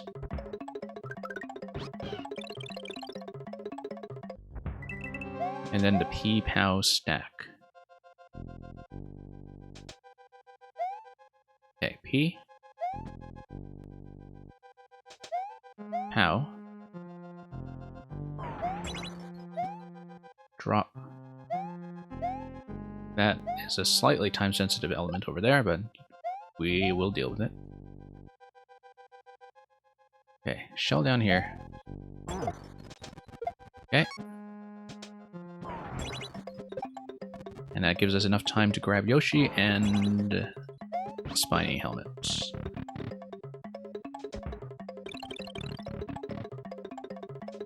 Back through here. Soft drop. Put it on. And next through here. Yeah. Okay, now here's the fussy object manipulation as we try to get everything evacuated, and then we have to get that one crucial step that we forgot last time, which is to make sure that the state is off. Okay.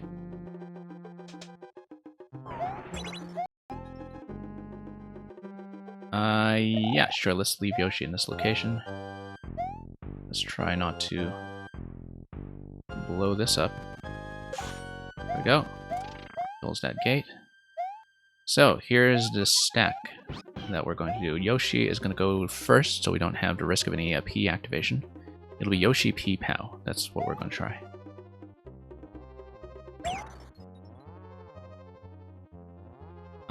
Oh, except Yoshi's going to run like that. Okay, that's not what I was hoping for. I was hoping Yoshi would deflect a little bit differently.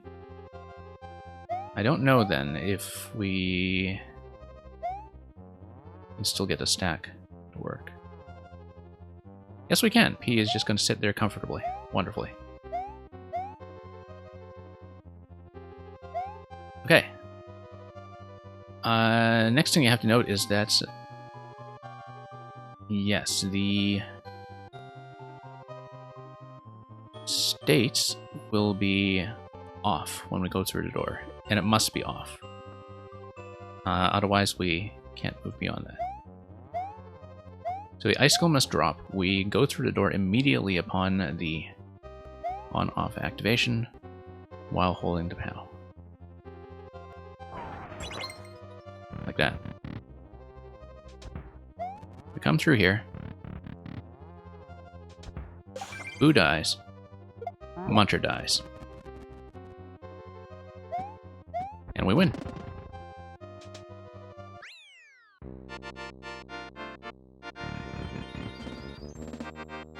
See, that wasn't so bad.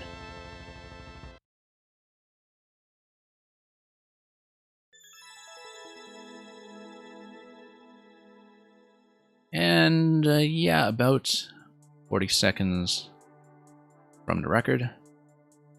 I don't know if I want to chase that record. I feel like I need to play much more precisely than I have, and also I've been spending some time just positioning objects safely so I don't run into them, so I don't think I particularly want to go for the record, but that was nevertheless a very satisfying puzzle. It took us a long time to work through a lot of the particulars and run into the traps last time. Like, a lot of misdirection in that one in terms of things that you think will work and which leave you one step away.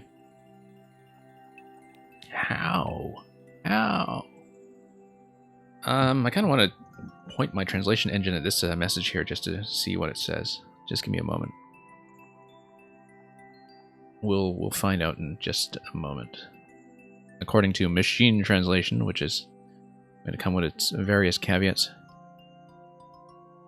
Now, oh, this guy says, "I'm done to the last goal," and he was in despair when he had something. Can't quite make it out. Anyway. Somebody else who knows Japanese will have to check that for me. Okay, let's look at some other codes. I've got a huge pile that I'd love to show off today.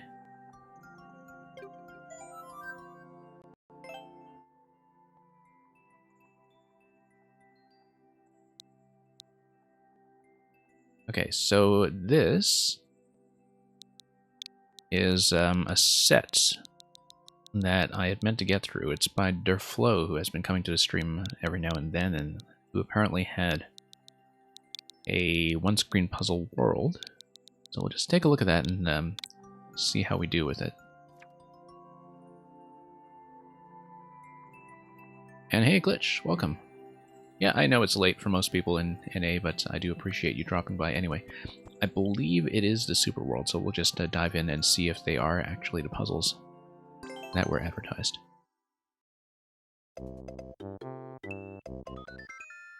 Now, I guess having puzzles in a Super World does mean that, you know, we don't want to run out of 99 lives.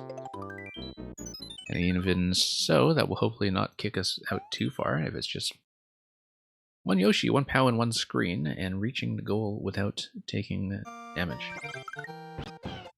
And yeah, Glitch, no problem. I know you're here all the time. Okay. We need to not take damage. However, does losing Yoshi count as taking damage for the purpose of a clear condition? Let's test. Yes, it does. Okay. Just checking, because I didn't actually know that for a fact.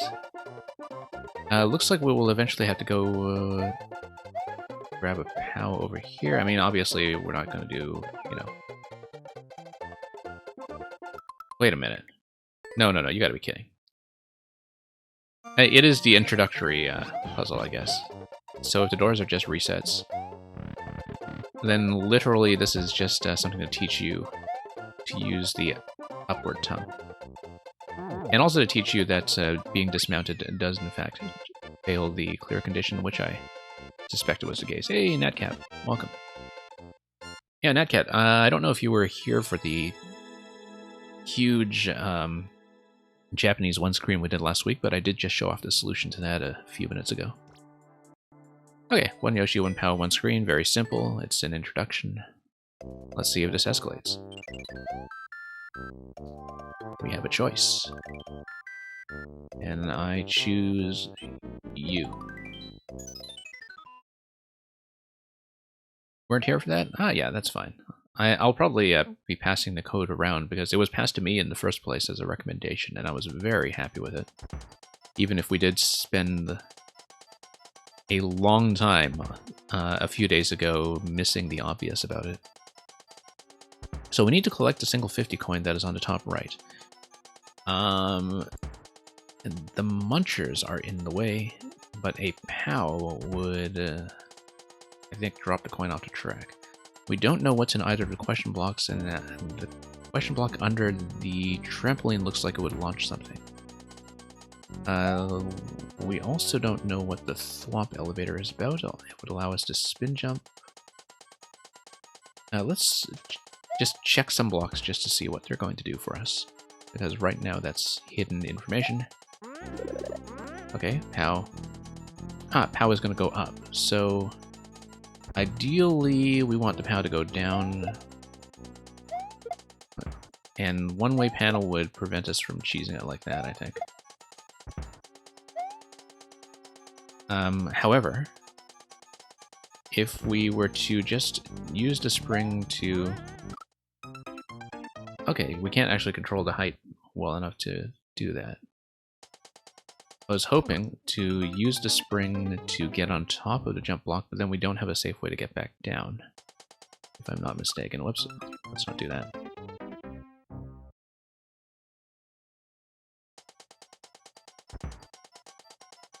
So yeah, let me just check one thing. I believe that semi-solid should be safe from above against one-tile spikes. I believe so, yep. I do know these things, it's just that sometimes it is good to check. If we come down here, though, we run into some problems. Okay. So, let's see what this is about. Piranha Plant is something that is spinnable. Also notice that if we manage to get the shell out of that location, the shell would be able to hit the question block on the right side. So yeah, currently the question blocks are all kind of concealed in terms of what they're going to do for us. But okay, that's a little bit out of reach unless... If we have an additional tile of height, we could actually be able to do that. Also, if we spin off the Piranha Plant, we might be able to hit that. So let's... Okay, it looks like hidden spikes under the goal. That's unfortunate. Hidden spikes under the goal, really? Really? No, actually, because that... Oh, it's something else hidden under goal then, maybe. Because... Yeah, okay. Okay, that's interesting. Yes, I believe maybe it's actually just a Piranha Plant that's synchronized with the other Piranha Plant. It seems to be in a moving position. I will have to kind of test that by trial and error a bit just to see if we can consistently manipulate anything here.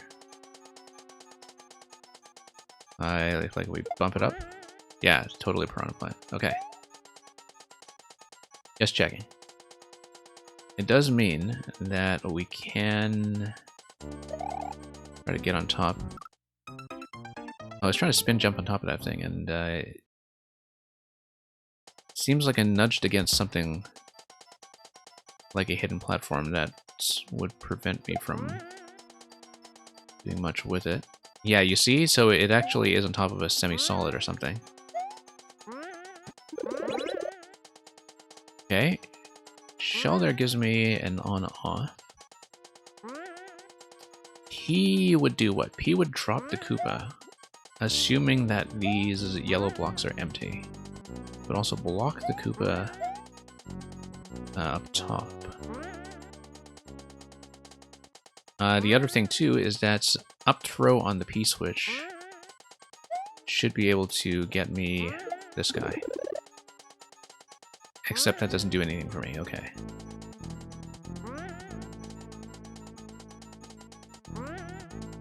In that case, let me think about this, because we might be able to do something else here with trampolines. But yeah, supposing that we have the P-switch, the Koopa would drop down here, and then we could probably bump the Koopa through the one-way panel? No, I don't know. I'm actually not sure if that is, in fact, an interaction. Notice the hard blocks on either side, though. They might be breakable if there is something like a bomb that's in that block. I would have to check the P-switch in order to know that for sure. What's the title here? One's Koopa, one's green, and 2 POWs. Okay. So yeah, POW 1 is over here. We know that. And we know that hitting the jump block would release the POW above the semi-solid, and we don't want that unless we have a way to drop some other object there to interact with it. So,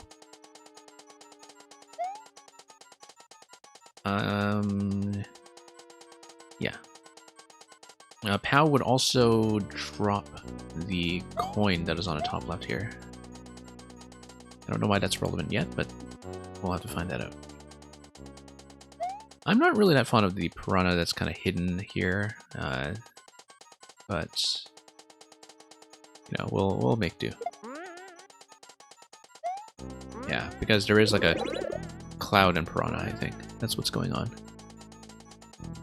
We will eventually need 2 POW interactions in order to get rid of both stacks of munchers. No, maybe we only need to get rid of 1 stack of munchers, and then we activate the question block in order to create an extra vine, in order to get across to the 50 coin before the 50 coin goes anywhere. So that leaves me a couple of questions. It leaves me a question, first of all, of how to activate a POW on the left side, and secondly, how to grab a second POW, which I believe must be through the question block on the bottom left. And the way to do that would be to think about how to move the Koopa out of this location. So, let's test, first of all, what these blocks contain, if they are just regular blocks. Yes, they are. Let's check next whether this interaction does what we want, and yes, it does. That drops the Koopa, that gives me access to the bottom right. Very good. No, it doesn't give me access to the bottom right because, of course, the one-way panel. I don't know if I like the idea of having to get through the semi-solid again up to the spikes. But anyway, we know how to get to Koopa now, and that's important. Very, very important. Eventually...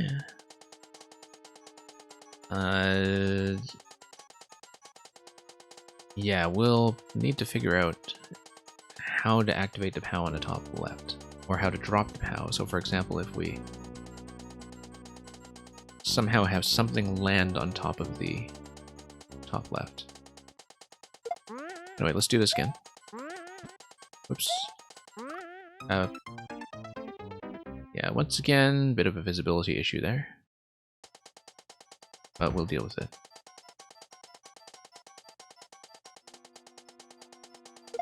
Okay, bump this guy up.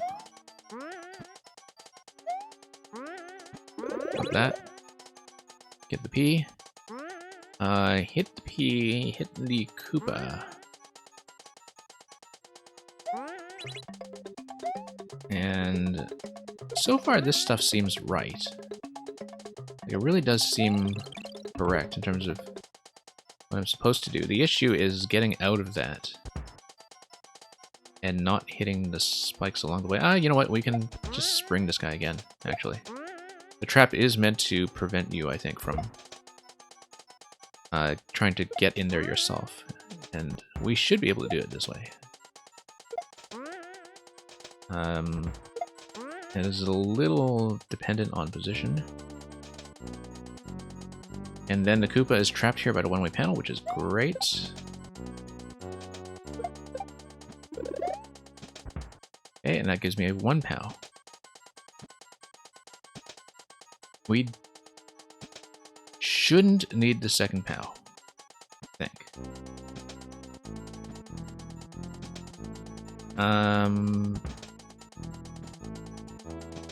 In fact, I don't see why we would. I do need to get rid of Koopa Shell over here, though. And let's soft drop it somewhere out of the way. Koopa Shell actually would be pretty useful for going here and grabbing the vine. After that, we are able to get up here once 1 POW has been activated. So what's the second POW for then? First POW hit needs to keep the piranha alive. Notice that the 50 coin... Oh, that muncher. Okay, okay, I see. No, we're fine, we're fine. Can I drop off safely? Yes, I can. Let's not get hit by the other piranha, and let's just clear it. Okay. Don't know about that one. Some of it is sound. I think the POW on the left side is a total misdirection. Not really fond of the hidden element underneath the goal, but the puzzle on the whole otherwise I think was actually fine.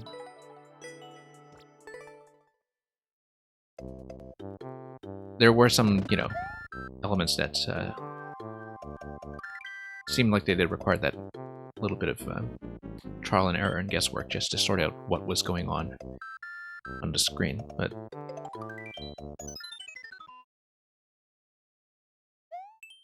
Yeah, maybe it was something that was an unintended behavior, like if I skipped the left side POW entirely. I don't know if I was supposed to. Reach the goal as Buzzy Mario. Okay. Well, it's not going to happen here.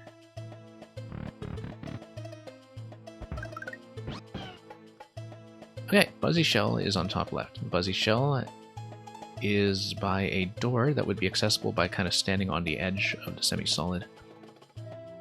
However, to get up there, we would need to place one object underneath this door. I also don't know what this coin block is. It might be a vine, it might be something else. But regardless, yeah, you can see what the issue is. It might even be a spring, in fact, because if...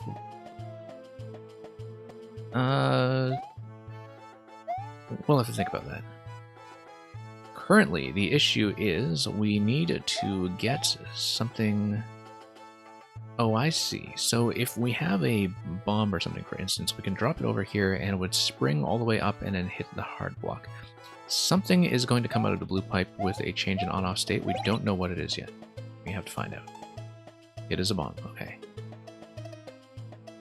So the question is, how do we activate the bomb if we do not have access to something like fire? And we'll have to find that out. This is Yoshi. Okay. Yoshi would do what for me here? Well, first of all, we can come back over to this room and grab shells. And that would allow me to do some stuff. And Merlin, you were saying I wasn't supposed to skip the second POW? Yeah, probably. It could be that, you know, that wasn't tested against just knocking out the top row of munchers rather than both of the gates, but who knows. Anyway, dropping the Buzzy Shell here isn't going to do much until we have already blown up the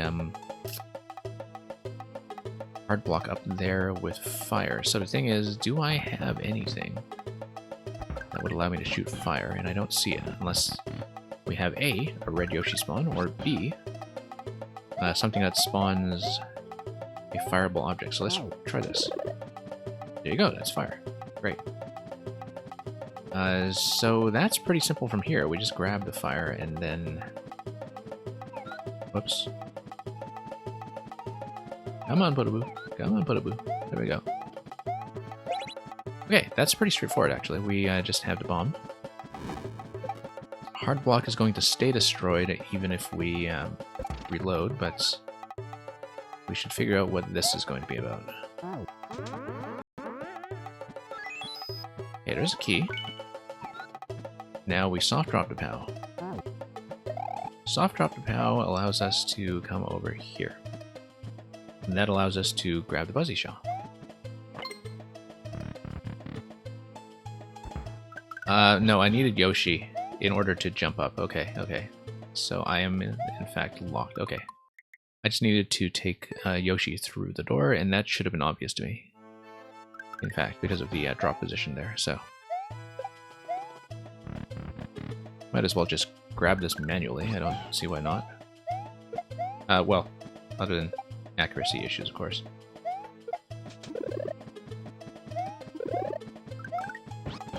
Okay. Let's grab this. And we pretty much have the sequence sorted out here. These are pretty straightforward. Okay, shell over here, and that'll give me the key. Ow. Soft drop. Ow. And then let's actually do this for real this time. Come on, Yoshi, get over here. Come on, Yoshi. Come on, Yoshi. That's a good Yoshi.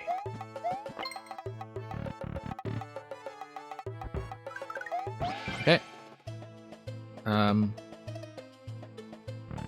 Yep, there we go. That's doable.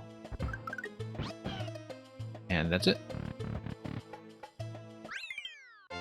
Okay, pretty quick series so far.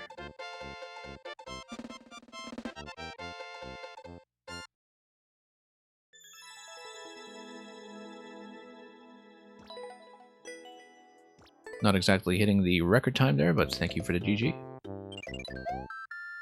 Next. Don't remember how many of these there are. I think it's 12 or something. And maybe they escalate as we go, given that the first one was just a bit of a Yoshi tutorial. Anyway, here's one screen of thinking. Okay, that's definitely one screen of thinking. No clear condition, but we need to get to the gate, and we need to do so by taking damage through the door, getting across the conveyor, probably with the P-switch active to stop the conveyor, and then getting through the muncher with a POW or other object like that. Now, that means that we need to be carrying a POW when we go through the door. It also means, therefore, that a P-switch must be active before we go through the entry door. The entry door could be this guy with a P-switch active, or it could be this guy. P-switch is on a track, which means that when we load in like this, it will still respawn, okay. No, but let's eradicate some of this stuff. Oh, whoops. Okay, no. You can only go through here when you are finished. And the P-switch deactivates by that point, which is an issue because we know that we want the P-switch to be active when we do go through the door. However, we have a couple of options when it comes to that. We need Spiny Hat in order to hit the key. We know that for sure. Let's hit the P. Go through here. Mushroom is what's going to allow us to take the damage boost, at least partly.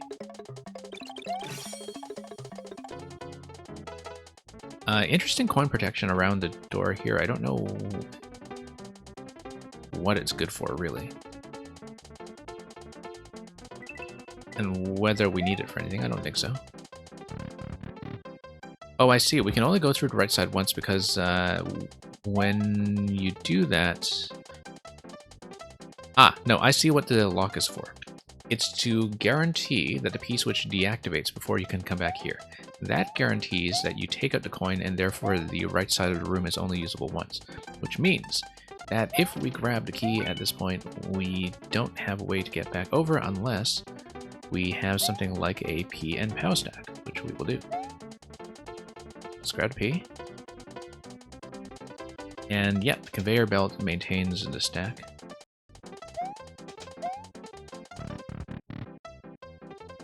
Okay, there we go. And we get access to another POW as well, which is great. On-off switch does what? Conveyor, yes. Conveyor takes the mushroom over and will continue to take the mushroom over. We do definitely need the POW. We may also need the spiny hat, actually, because that is what would allow me to get through the 2-coin column. So let's go POW first, because that way we can see about... actually, you know what? No, I should have spent the POW while we had access to POWs in general, because that would allow me to drop the coins. I can still go back, but not if I spend a POW, because if I spend a POW, then I no longer have a 2-stack.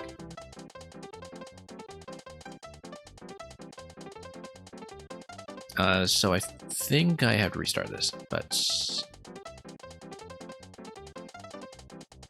yeah, because otherwise the conveyor belt is going to preclude me from making it all the way across. I mean, we can try to brute force it, but I don't think that'll work. So, for example... this is not going to work, because when the conveyor belt reactivates, I believe that I will not be able to take 2 hits from the damage boost. I'd be really surprised if I could, in fact. Can I? Yes, I can. Okay, I cheesed it. I think. Maybe that's not a cheese. Maybe you're just supposed to do that. It does give you enough room to take an extra hit from the mushroom, so maybe that is the intended solution.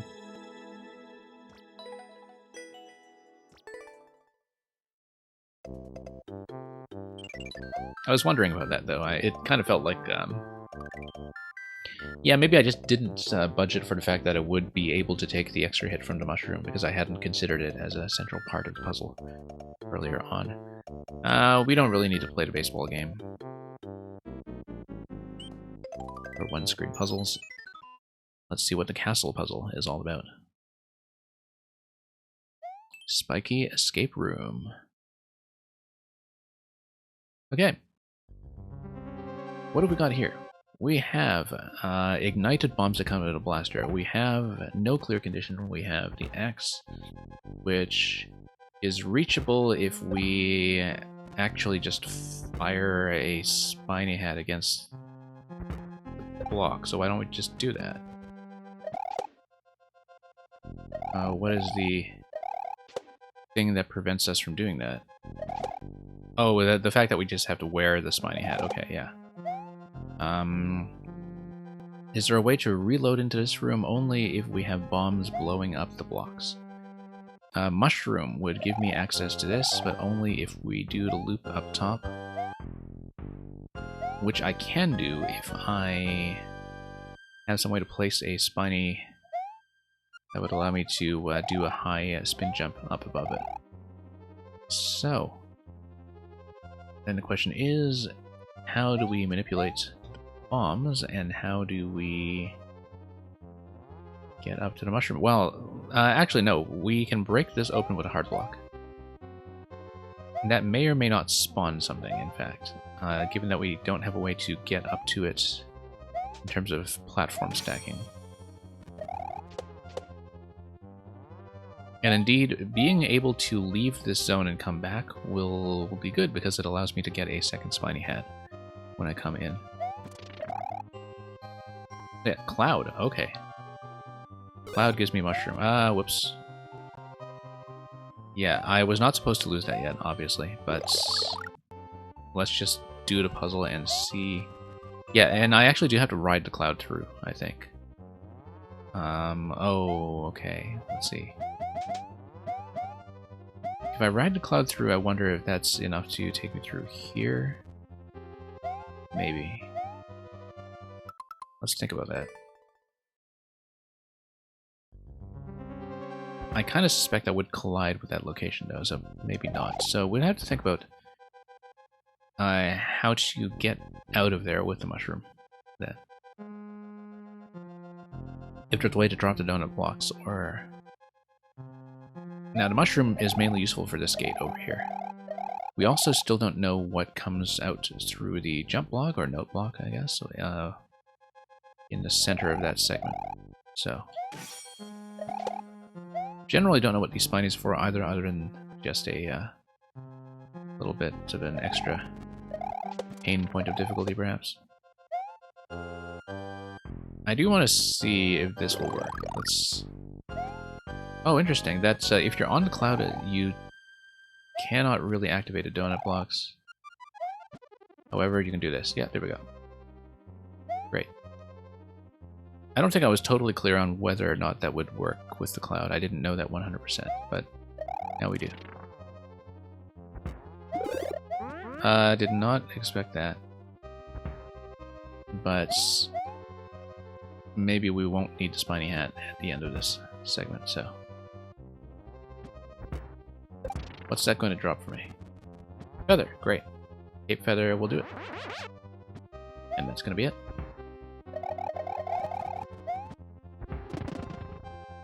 Okay, nice little cloud interaction on the top corner, actually, where you do need to hop out of the cloud to drop the donut blocks, but you do need to keep the cloud in order to escape there with the mushroom. So, very useful information. Sure, that will come in handy somewhere, somehow.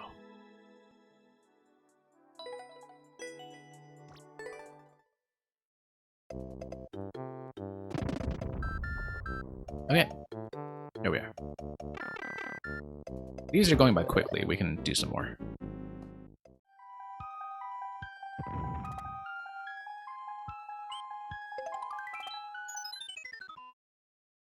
And maybe even get through the whole set.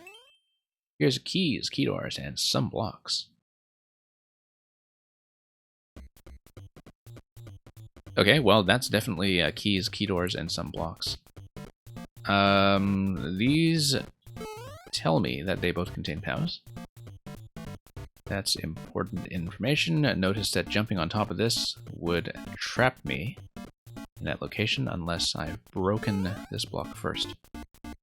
Now, if I break that block with a spiny hat, do I want to do that while... like, it would drop a POW. But then do I want to raise the POW first? We have to consider that. We also have to consider this door here, and what that's going to be about. Yeah, I took this too early. I don't want the spiny hat yet. Let's restart.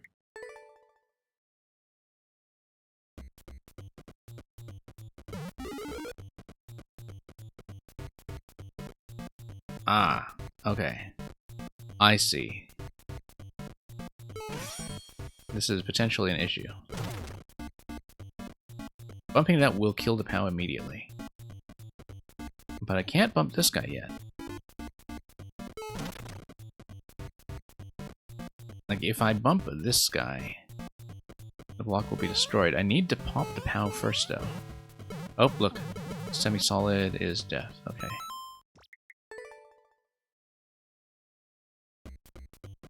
Alright. In that case... That does change a few things. We can't always peel off the spiny hat, though, so it's not actually as much of an issue as I think it is. We can just, in fact, destroy both of these, unless getting the POW does anything useful for me, which it might not. No, I definitely need to destroy this block. This may or may not be spawn blocking something, I can't actually tell. And this, however... Oh, what gives me the key, though? Does hitting the first POW give me the key of anything. Piranha is up there. Piranha is attached to question block. I guess the green doors are attached to the keys, one each. So this door is attached to one key, the other door is attached to the other key. And so I would have to think about bumping this first without the spiny hat so I can stand on the edge, but with this already destroyed. Yep, no, I get it. We need to take advantage of the fact that the spiny hat is going to reload when we enter the room, so we have multiple opportunities to put it on and take it off, which we've already spoiled. I think. No, that was fine. We need to blow this up, then take off the spiny hat, raise this POW, go through a door, grab key 1. Yeah, there we go. And then we do a similar sequential interaction afterwards. Grab key 1.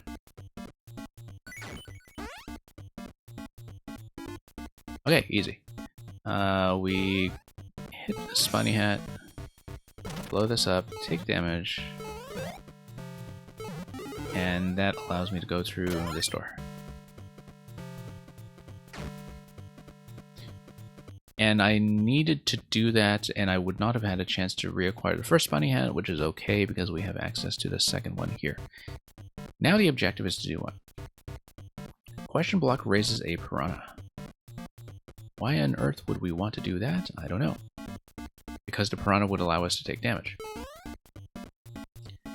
Piranha allows us to take damage and peel off the hat, which is important because we want to be able to drop towards the door on the right side. Notice the scroll stop after the key door as well. That seems like it's going to be how the exit will work. Yeah. Raise that. Raise this. Do this. Over here, really just an analogous idea to what we had done previously. Pop. And there we go. Now, on-off switch is going to be important here because that is what is going to give me access to this door once this block comes up. However, in order to do that, we would need some way to hit the on-off switch remotely. And so far, I don't know if we actually have a way to do it. Unless we find some way to kick the shell.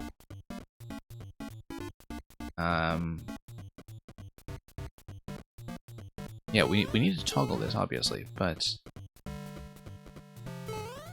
in order to do that, we would need to find some way to not wear a shell and tap it over instead, I think. And if the off state is set, I mean, the way to do that, right, would be if you're wearing one spiny hat already, then you can use it to tap the other spiny hat, and then that would allow you to kick it. But even if you were to kick it, you would be kicking it on the bottom row in SMB1, where you don't have a chance to manipulate anything else, really.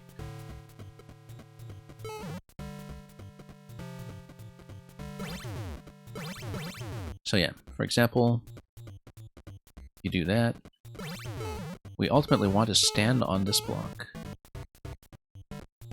But then the way to do that would be to have some kind of firing pattern. So for example, if we were able to bump the shell, and, you know, bump it up to this location or something, and then send it across. To do that, we would need something to stand on in order to go back to the first half of the level, which we don't have. Unless I find a way to get through here with the first spiny hat already intact.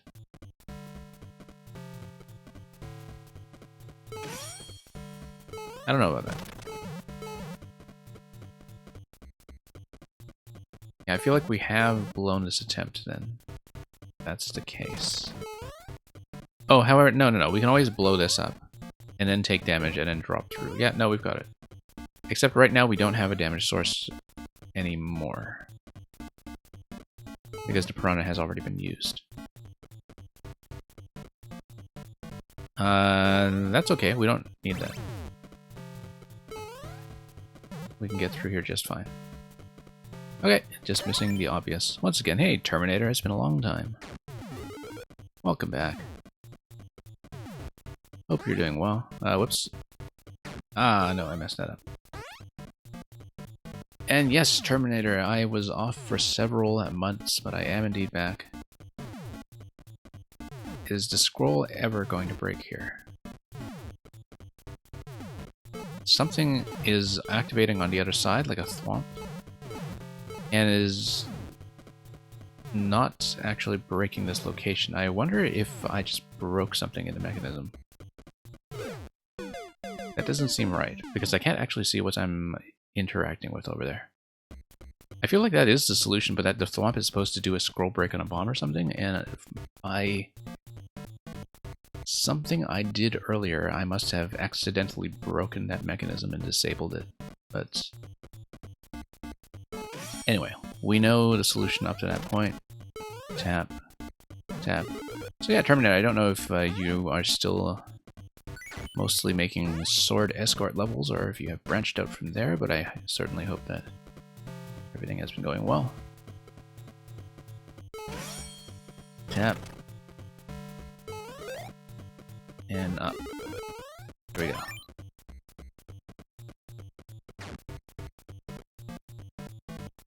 Okay, that's all fine. Damage location. Here.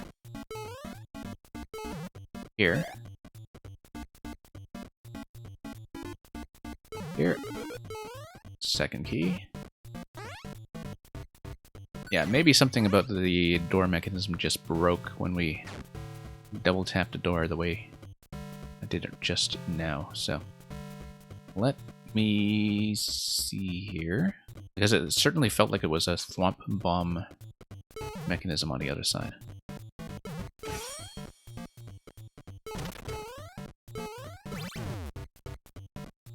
And let's bust through this. Drop through here. Let's not press up. Let's wait for the door to do its thing. No? There we go.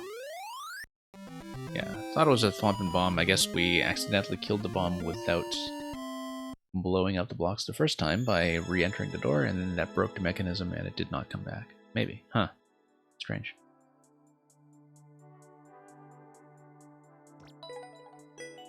I don't know what I did, but that happened. Okay, pretty straightforward from the puzzle perspective though, so we'll just, especially after the one we saw earlier, we'll just blow through some more of these. Vaporize. Reach the goal after grabbing all 150 coin. Okay, what do we have here? 50 coin is available. In that location, we would need to get past the spike top in order to do that. What does this do? Nothing. On-off switch on the right is kind of interesting because notice how you can only reach it when the state is already off. Then why would you tap it a second time unless it's just some kind of automated reset mechanism when you spawn when it's on? No, that can't be. You'll notice the presence of the red block at the top of the goal. But if we're ultimately going through the door, why would we care? Because currently we can access the door on the right side. We can go back and forth through either door, I think. Like, we can go through the door. Oh, the P is just kind of dangling over me because I cannot actually do much with it yet. If I go through the door both ways, the P doesn't matter. Because I just drop in here. I let the donuts respawn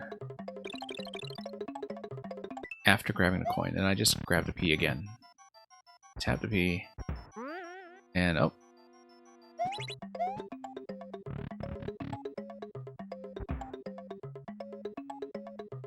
And yeah, interesting here, the mechanism with the platform and the spring. We don't want to use the POW, because as soon as we use the POW, that drops the 50 coin and makes the 50 coin inaccessible. So part of what we need to do here is never use the POW that way.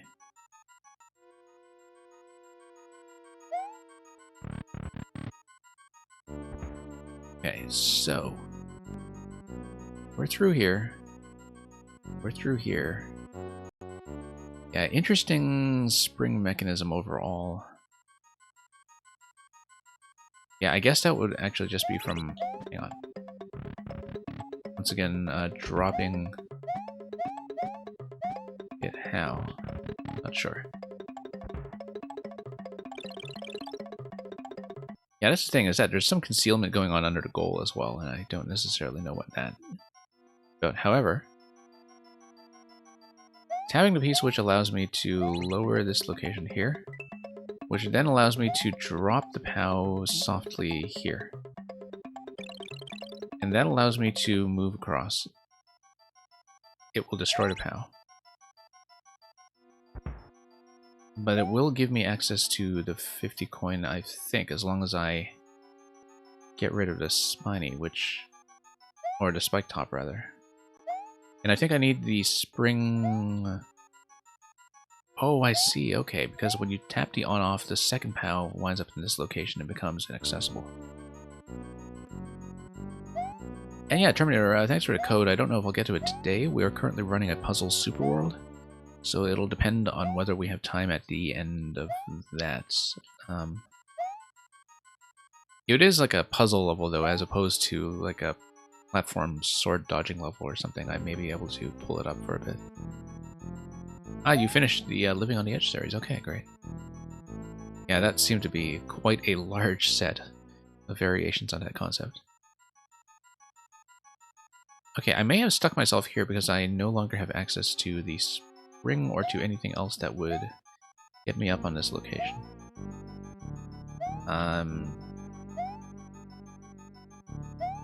I feel like maybe the way to do that would have been to place some kind of object on top of this location, such that after you activate the on-off switch, so for example, if you have the spring, and you place the spring on top of this location, the POW fires over here and the POW gets recovered. So I think it is doable that way. Yeah, Terminator, I definitely remember that as I was getting into the higher digits, there were some that I had a lot of trouble with. I don't remember what I did to get the spring. Oh, it's because if I spend a POW... I can't spend a POW, but if I have the POW obtained while I'm on the right side, then I think there's an interaction with the jump block in the spring.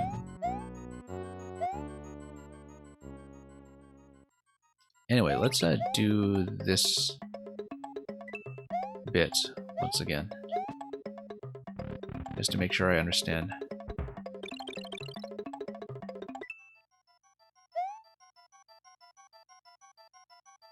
And yeah. And hey, thank you for the raid. Katikia, or Katakia, I guess. Let me give you a very quick shout out. And thank you for coming in, Explicit. I guess we've been raided with not only cats, but a lot of music notes. And are those hugs? Kitty hugs, okay, yeah. We'll definitely take the kitty hugs. Let's give a quick shout out to Cat over here. And Cat was doing an art stream. I hope that was a very productive one indeed. So, back to business. Let's see what we're doing here. We don't remember what to do with grabbing the spring. There's something going on with that. Whoops, no, I don't want to hit the POW, obviously, because that kills the 50 coin. Explicit, nothing is wrong with the P-switch. It's just kind of hanging around there at the edge of the conveyor belt, between the two conveyor belts, such that it makes it difficult for you to walk through that location without activating it. I can totally walk through it, though. But I don't think I can pick up the upside-down P-switch. You can never pick them up when they're on the ceilings, I believe. This is walkable, though. I don't know if that's intended. But it is kind of neat, I guess. If I'm able to block this location somehow, like... Ah, yeah, there we go. POW gets dispensed like that. And it gets dispensed in such a way that it does, in fact, drop the spring down to the lower location, which makes it obtainable. We need to think about how to do that. How to block this location such that we can do the loop down the lower side and have the POW spawn over here. If the POW spawns towards us on the right side, we get to grab the spring, and we do need the spring as part of the solution, so... But currently, I don't know how to do that. Like, have some thing that guarantees the availability of the POW on this side when we go through the door. It may have something to do with the P, like if we... So for example, let's say we have the P active. Okay, P active. Go through the door, how does the P spawn? P spawns directly on top, okay. Once again, we cannot actually spend the POW because spending the POW leads to issues. Whoops. With dropping the 50 coin, which we are not supposed to do. And so, DCUO, is that DC Universe Online? I don't think I know much about that, but I hope that was a very good commission of Explicit's avatar. Zero Planes, wow, welcome back. Welcome to this massive crew that you've decided to bring along with you. Let's give you a huge shout out. And yeah, I hope the uncleared level rotation has been going well on your end tonight. We've just been doing tons of puzzles here. We finished a very difficult Japanese one-screen earlier, and now we're just going through a one-screen world. So, yeah, I hope everybody has been doing well over there, and that the uncleared levels have not been too much garbage. And thank you for the follow. So, Explicit, you're going to take this opportunity to request a green man who is going to come in soon enough. Oh, yeah. But here you are. And Mimuga, you've seen this puzzle before. Okay, I see. Yeah, I know Derflo has been kind of submitting them to a few places. This is part of a whole set, and we've been blasting through the super world on the whole, so... No issues there so far. Currently, the main obstacle we're running into is how to obtain the spring in order to get up here at the end of the puzzle when the POW has already been loaded onto the side here. Isn't this a Sean Hip copy? I don't think I know Sean Hip, but... Sep, go ahead and drop the code if you have a puzzle you can't clear. I don't know if I'll get to it right away, but we might be able to take a look at it after this one. So basically all of you have seen some variation of this level just endlessly plagiarized, is what you're telling me. Okay, well, we'll keep that in mind. I haven't seen it, so I was not aware. But, the creator isn't here to answer for themselves, though, on that score. They're usually here, but not yet today. So, yeah, Seppo, thank you for that code. I will... I may actually have to ask you again for it later after I'm finished this puzzle, but I'll look at that next, maybe, after we are finished with this one. And yeah, Zero Planes, it feels like I've known you since the beginning of this game, but I did not stream at the time. That's probably the difference, that I didn't really stream until a few months after Maker 2 came out, and then I was also off for a few months until recently.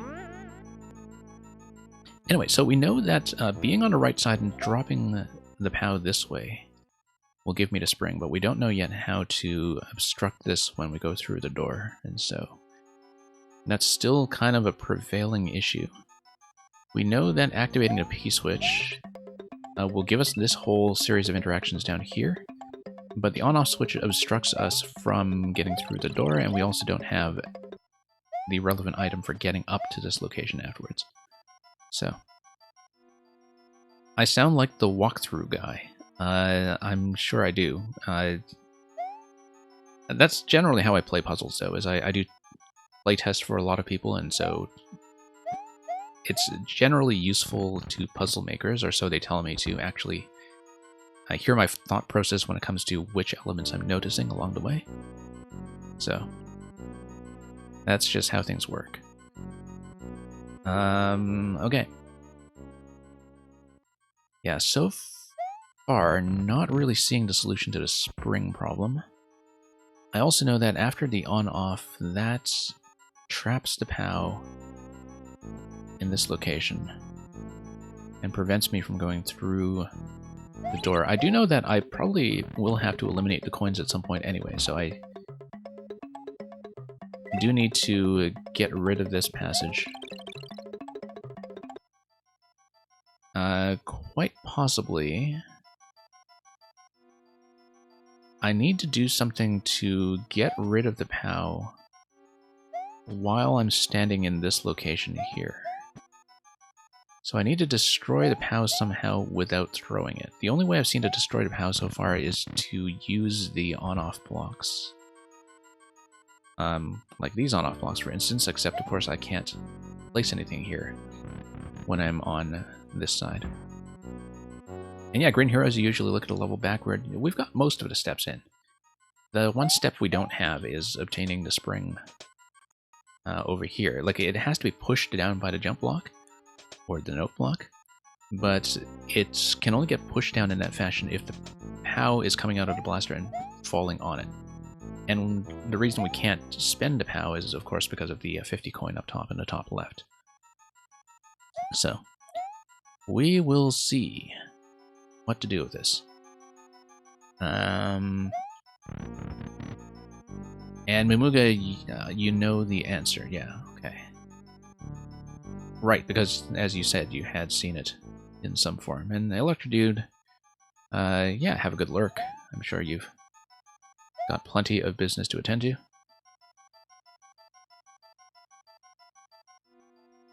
Kind of feel like that the P positioning here is kind of a clue as to what we could potentially do to obstruct the blaster. We should be thinking somehow about the P state when it comes to conveyor manipulation, because one thing that we hadn't really played with at all yet is what does it do for us exactly that the P gets moved off the conveyor when we tap the switch down here. And yeah, Oxypanda, go ahead and ask a question. And yep, Momuga, I'm sure it'll build up plenty of tension on your side to, you know, just kind of have the solution on the tip of your tongue, having premeditated it already. Okay.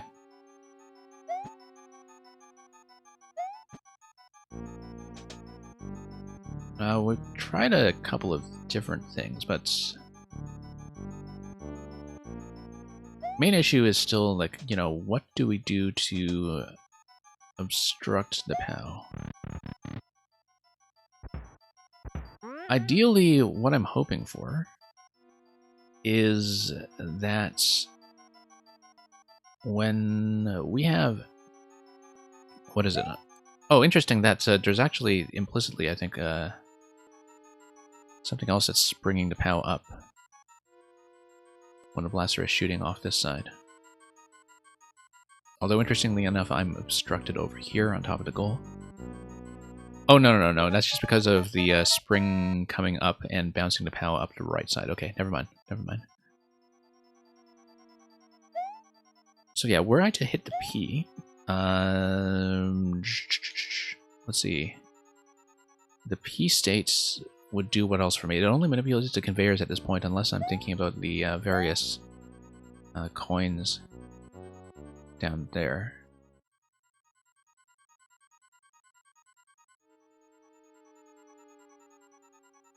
Yeah, okay. Might be power wave mechanics.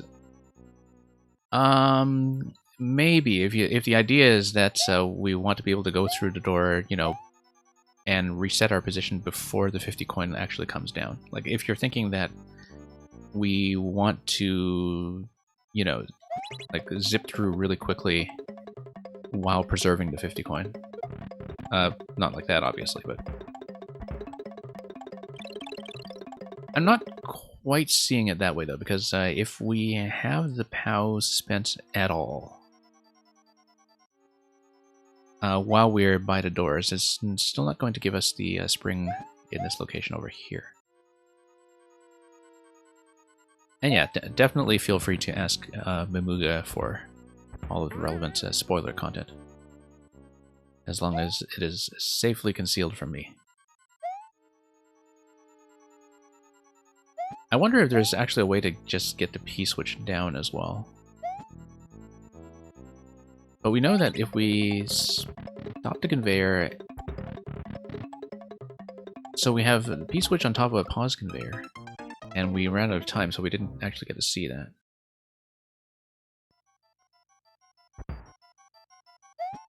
Okay.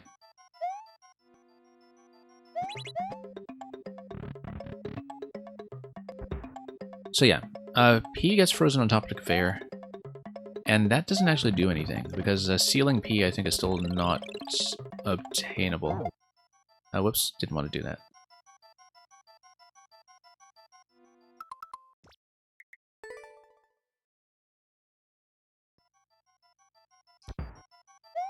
So yeah, we're missing one critical step right now, which is just how to obtain the spring.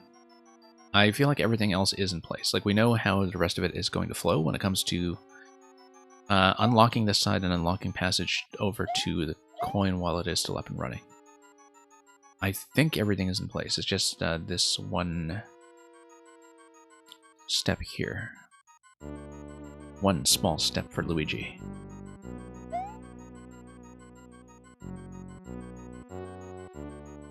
So the question, I guess, is...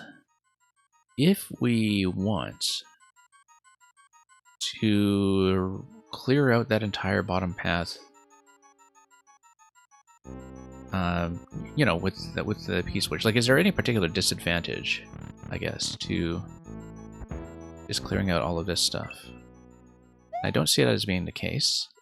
Clearly, there's nothing entity blocked in this level. I mean, you know, things are spawning just fine. So the only question is whether there's some additional POW manipulation or perhaps some kind of positional manipulation that would prevent the blaster from spawning. Let me just check once again to make sure that we can't actually go and underneath any of the gold tiles.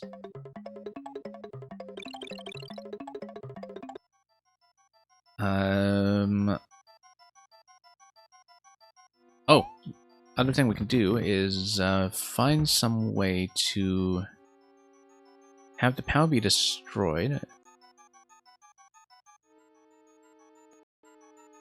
Okay, here's what we're going to try. I know that when we do activate the on-off switch, the next POW drops in this location.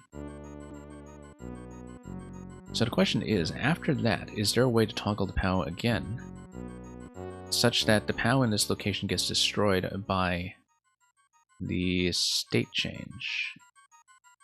To do that, we would need some way of activating that on-off other than from the bottom, and I don't really see that.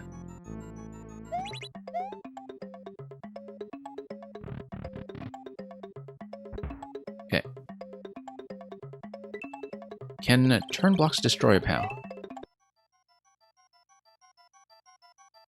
You know what? Yes. If you have the P-switch active, yes. Yes. Yes, that's absolutely it. You know what? And I actually don't consider that too much of a spoiler because we used that in a solution earlier already. I probably should have considered that, considering that that is something we have done several times already tonight. And I was actually commenting on a stream earlier that I don't think hard enough about P-switch logic when it comes to unfreezing blocks. I would normally feel very spoiled by that, but the fact that we have done this several times already today and I still am not remembering it properly is entirely my fault. So yeah, that's kind of embarrassing, but staring us in the face the whole time. Alright, fine. Let's do it this way. P-switch. Let's see if the donut blocks get us down fast enough. It should. Yeah. Except... Oh, no. I need to jump through and, not carry this. And I was about to say, like, I didn't want to get trapped on this side because, then I wouldn't actually be able to pick up the spring, but we get it. We know how this works. Yeah. Yeah, so, I mean, it's one of those things where if you do a lot of puzzles, you eventually realize that your weaknesses do have a certain pattern to them, and apparently my weakness here is remembering how to destroy things with P-switches, because, like I said, we've already found that to be the issue, as in, to hump to get over in more than one puzzle, even in this sitting, within the past 2 hours or so. So, we eradicate coin, we come through here. If we manage to grab the spring, the rest of the puzzle is essentially solved. There we go. Okay, POW, come out. There we go. And that's why the title is Vapowrise. That was a mistake. I shouldn't have dropped it here. We have to fix the execution mistake here. And it's funny, because the only reason I dropped the coin was to show you folks the title of the level. Because suddenly it made sense. Aha. Had an epiphany about why it was called Vapowrise. And then our attempt was itself vaporized. Okay, here we are. I am going to tap the P one more time. We've solved this, so this is done. And then we'll look at Sep's code next.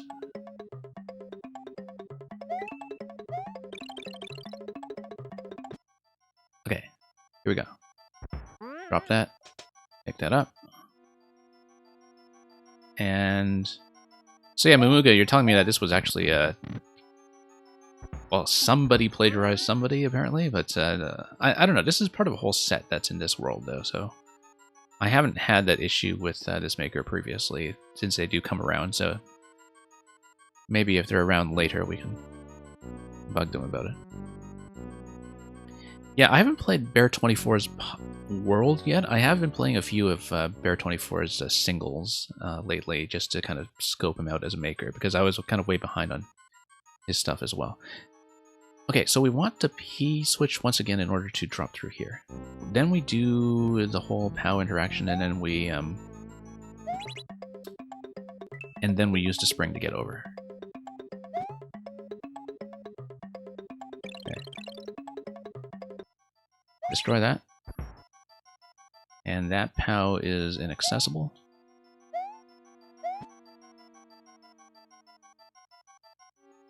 And here we are. Now, this downslope here kind of worries me, but I assume that a spin jump should probably do this, right? Unless there's some kind of twist I don't know about. Okay. And then it's just, oh, yeah, I guess we need to do something about that POW. And oh, I see. No. When we activate the on-off, we need to drop the spring in this location, because then the POW fires on top of that location and becomes unblocked. However, that doesn't resolve the issue of the fact that we would need the spring, though. So. But no. That's not right. That's not right.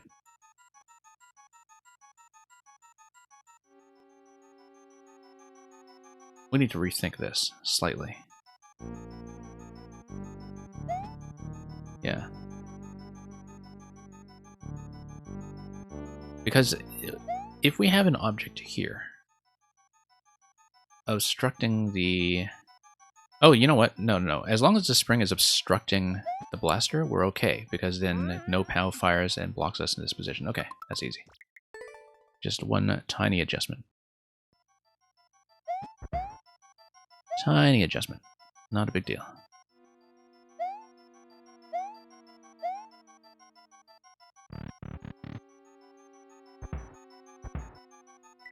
Okay, let's get back up here.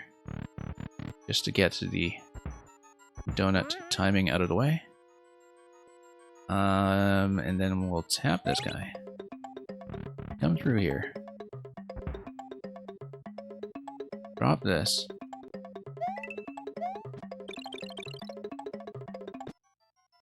Lose the POW.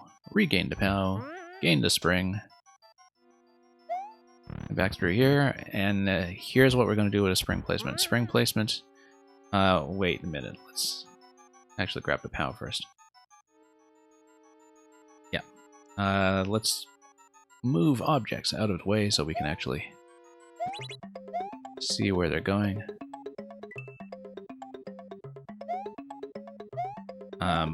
Block this. There we go. Just need to plug it in.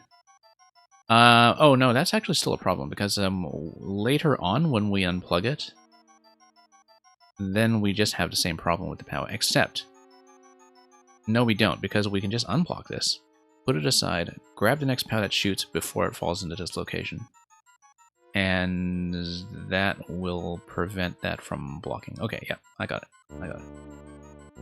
So we do in fact want to block.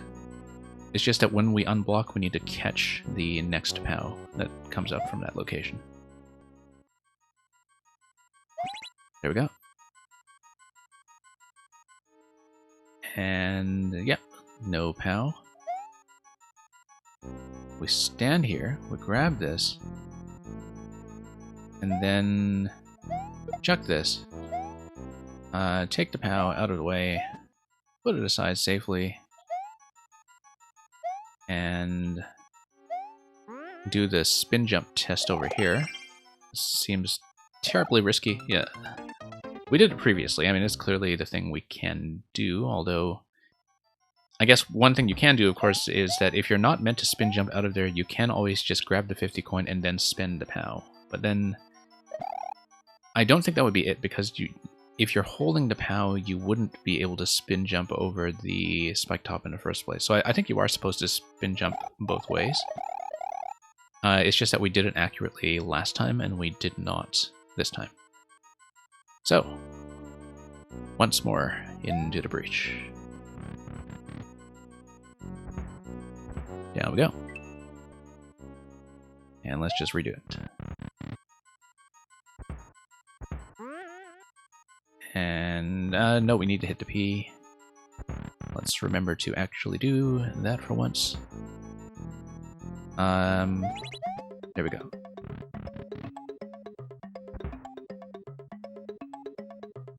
No, that's brain fart, which happens from time to time. Okay. Pow down. Forward. Grab the coin. I don't know about killing the spike top with the POW. Like, that seems a bit sort of timing dependent, given that you have to grab the 50 coin before it falls into the pit, right? You can't spin jump over the spike top if you're holding the POW. At least not with Maker 2 mechanics that I am able to execute, shall we say. Oh yeah, you can just soft drop it on top of the guy. Yeah. And it's funny because you mentioned that because I don't even consider that a spoiler either, because we actually did a puzzle earlier today that was entirely about using held objects to shift enemies.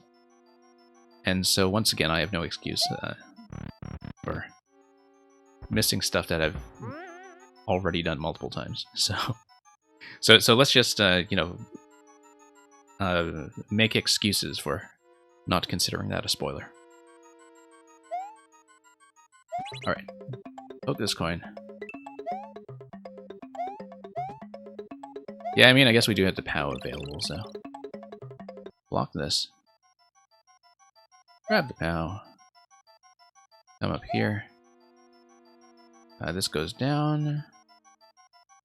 Always a bit of a thrill to walk over spiked tiles like that. Okay.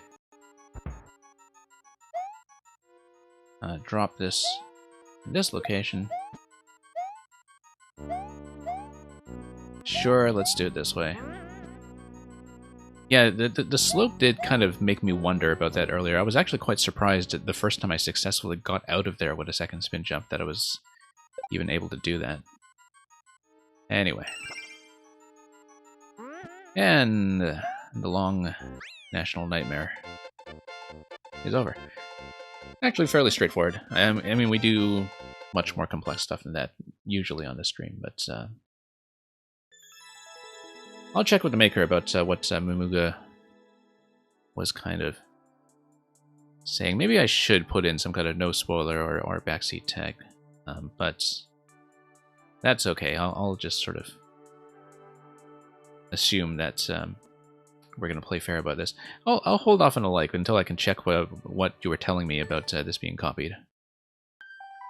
But yeah, I mean, this is a maker who actually does come by my stream from time to time, so I would be kind of surprised if he was just lifting a bunch of stuff. Thank you for the follow, Cat. And yeah, Cat actually just came by with a very modest raid just before Zero Planes, having come from an art stream. We'll hold this for now, and we'll look at the code that Sep has put in, which apparently you had some trouble with. Let's take a look at YKM L96 HHG. So yeah, for those of you new here, on weekends I tend to run viewer levels properly with a queue and a bot and everything. When I'm doing puzzle streams, I just kind of do things casually. Here's a one-screen puzzle that is still unsolved, and which apparently was not taken care of already in the Zero Planes Unsolved Hunt. And Green Hero says you remember this level. Okay. Well, let's take a look and see what we can do with it. This is a very... I was about to say very recent, but that's not true. It's from March 29th, 2020. And we are, of course, now in March, what, 370-something? 2020? Okay, so... the objective is to reach the goal as Fire Mario. Do we see a Fire Flower? We see a question block that is beside the bumper, and which will have some kind of seesaw interaction. We see a twister that is probably going to be involved in the seesaw balancing unless we use the on-off switch to move it over to the left side, like so. We probably didn't want to drop the snowball yet, but at the moment we're just scouting.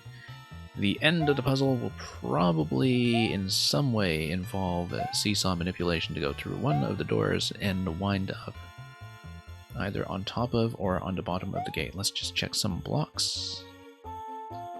Am I just missing something about my jump height? I don't know. Probably not, in fact. Yeah, always just kind of doing our due diligence with checking things, but having access to the snowball, in fact, may give me something here, because the snowball, if we up throw it, may be able to manipulate the seesaw height. Now, do we want to go left or right? Let's go left first. Snowball rolls when it lands, I think, and so it actually exerts no weight. Okay, so that was slightly surprising. I think that's the extent of what we can interact with here, and so... Oh, you thought Roru got it. Well, it might have been something that was re-uploaded, although this was from March 2020, so maybe that is unlikely.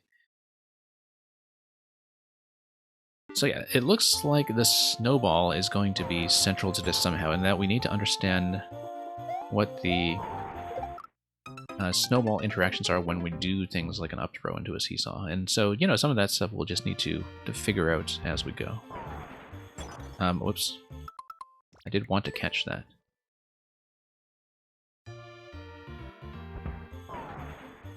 Okay. So supposing we did an up throw here, and it would roll down like that and it would hit the wall. Okay. So that's what happens. Sometimes, yeah, we just need to play around a bit and experiment. Dash here is just going to run into the wall. Thought so.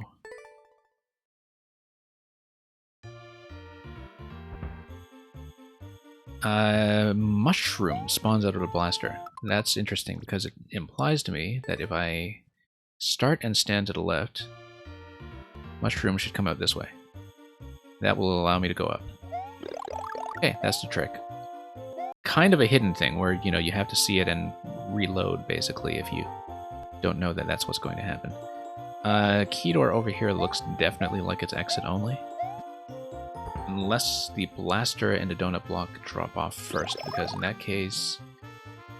And I don't see a way to do it, but if that is the case, then, you know, you could kind of side-load your way under the seesaw. But for now, we'll assume that's exit only. Let's see how the doors are matched. And yeah, MeSP Chicken, we had a very generous raid earlier from Zero Planes, preceded by a smaller but no less important raid from Katikia, or Katikia, I guess. So notice the screen scroll when you come over to this door, in that it's going to reveal a couple extra blocks of information, but not enough to really manipulate the spawning rules, I don't think. On-off manipulation is mostly going to affect the twister. We can go back and just see if we can play with it, but notice this location here. I feel like going through the door twice is going to reveal something that comes through the red block, and that is currently off-screen. I don't know how much of this is deliberate when it comes to... Let's kill the muncher. No. I don't know how much of this is deliberate when it comes to the camera repositioning and the sort of lack of scroll stopping on this. If it's actually part of the puzzle, or if it's just a polishing issue. And Merlin, I guess we must have smoked you a kibber because you are back from breakfast. Okay, Pow comes down over here. So yeah, Pow is currently sitting on top of the blue block. So if we are here on an on state, Pow drops into the middle section. Middle section doesn't really give us anything until we can find some way to demolish the blocks, if that ever happens. Because otherwise the middle section is actually just inaccessible. No, it's not. It's not inaccessible because these are mushroom platforms. We can come through here and grab a Pow and jump up towards the key door that way. So we don't have a key right now, but here's how it's going to look. That if we do this, we would be able to come up here and drop. That also allows us to hit the P-switch over here. The thing is, we would want to do this in the off state? Not necessarily. We would only want to do this, I think, when we actually do have the key, but... I see how this works, is that if you do have the Icicle P interaction like that from that double drop, then you can do something about that coin. Or rather, the block that transforms into a coin. Okay, so this will be a bit of a jam here. And, oh, whoops. Let's try the mushroom thing again. There we go. And, yeah, heroes, green heroes, rather, I didn't catch exactly what you were referring to about step 1. I'm not really doing things in order. I'm just trying to explore what the interactions are going to be so I know what kind of tools I have to work with.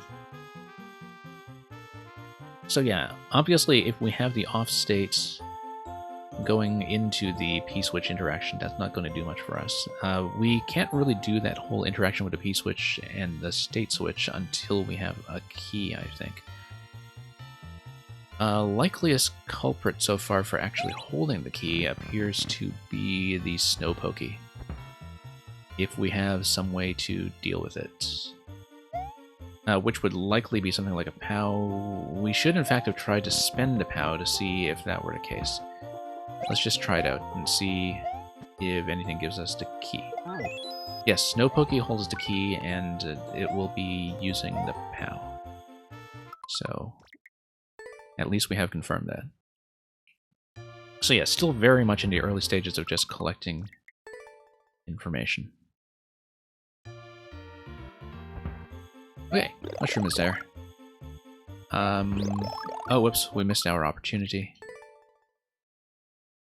The intent seems to clear a path to a loop around with a key. Yeah, exactly. If we have some way to get up to the key door, while holding a POW, so for example, going left to right by going up the twister, for instance. Let me spawn a mushroom again so we can actually do some of these interactions. Left. Okay, through here. And yeah, so let's do the icicle twister interaction next, I think. That might be something fruitful, because although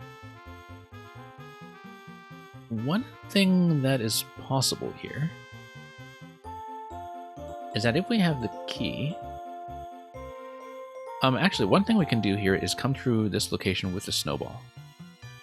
We should have done that in the first place, because snowball would allow us to pop the question block, which probably contains the flower. I do want to check that, in fact, to see if this is in fact the case. And that would be one of the last steps, but it's kind of important that we know what we are dealing with. Okay, there we go. So suppose we take the snowball through. And then we roll it this way. That's a flower. Okay. And the flower would be able to come up if you have some manipulation of seesaw weight, which would allow... which would require, rather, getting the twister out of the way. Flower doesn't seem to do much for us yet, interactively speaking. There's nothing that we actually need it for other than the clear condition so far, so I think obtaining the flower with some kind of seesaw manipulation will be the final step. Notice that the Muncher spawn here does kind of imply that you can use it to take damage if necessary. Particularly if we have to deal with some of this stuff. Right, because coming through here leads to issues with this block here, unless we have already cleared it with the P, for instance.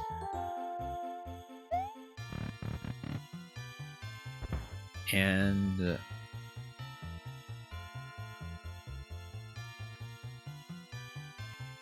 now if I drop the P now, it's just going to get stuck on top of that location. So we should maybe think about what else I can do by carting the snowball. Let me just check the opening block once more, just to see that I know what this is. Yeah, that's going to be breakable with the use of a P-switch.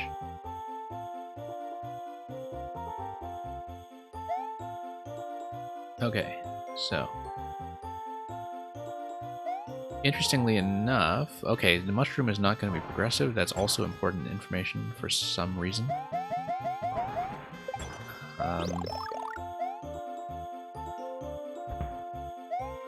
Also, still have yet to find a way to get up to that location there.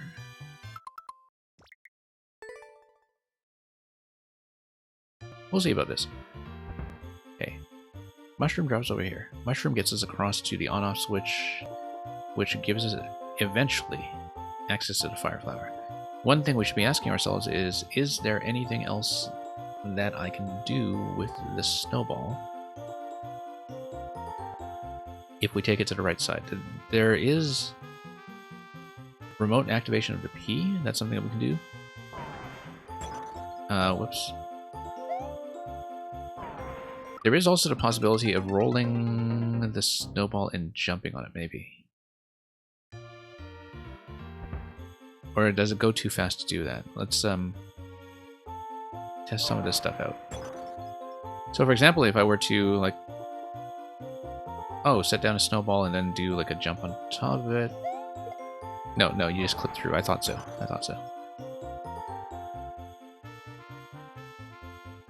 That's a very special interaction in some ways.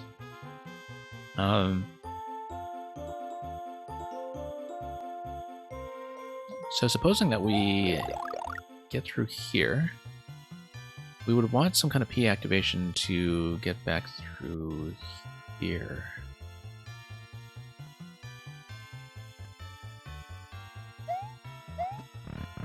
Yeah, a couple of constraints here we need to work out slowly. Pleasure block gives us flower.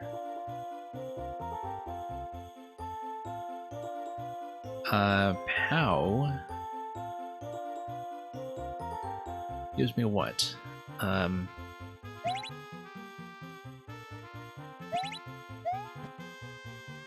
Because, yeah, I can't come up here without something to brace me. It's not going to be the snowball. It is either POW or something else that I carry through.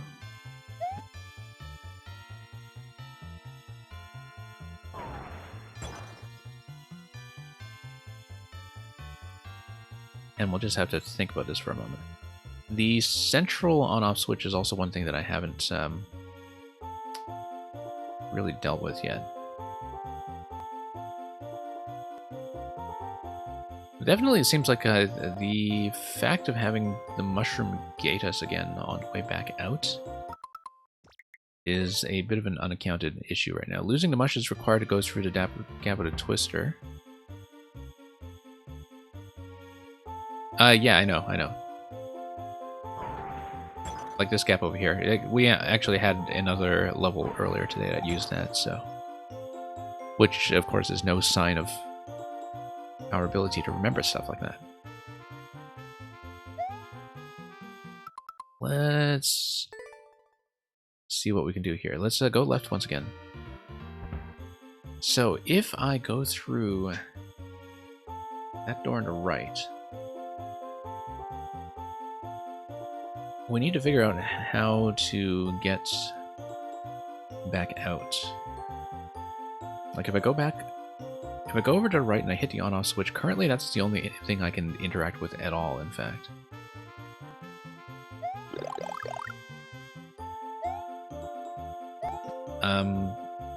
There is, of course, this snowball.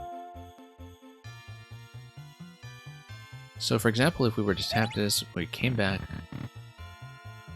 Holding the snowball. Yep, we hold the snowball and we tap the block on the right and the left. Okay, we got that. Alright, I understand. Okay, go left, spawn a mushroom. Go right, grab the snowball. Come on. It's always the execution mistakes that really pad these out in terms of time. It's not even the time spent being stumped or anything. Okay, there we go. Here's how we'll do it. We'll eventually come back here and tap this location in order to double back. Okay. We tap the on-off switch. We go back. We now have the ability to come through here. I needed to take damage from the muncher first, in fact. Okay, that's fine. I do understand that.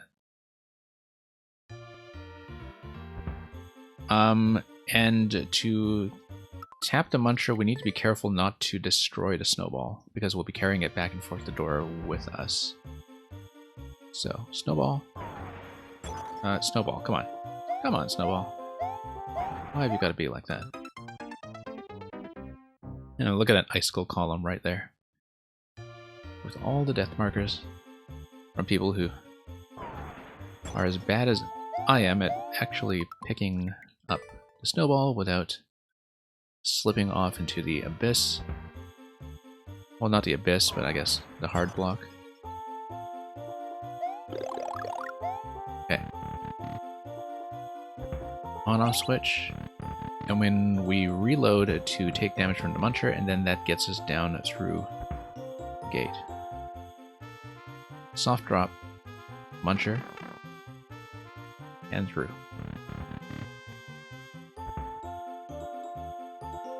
Okay, that destroys the snowball until the next time we have some other activation. Now we can use the donut, but we probably don't want to do that because that would leave me trapped unless I let the...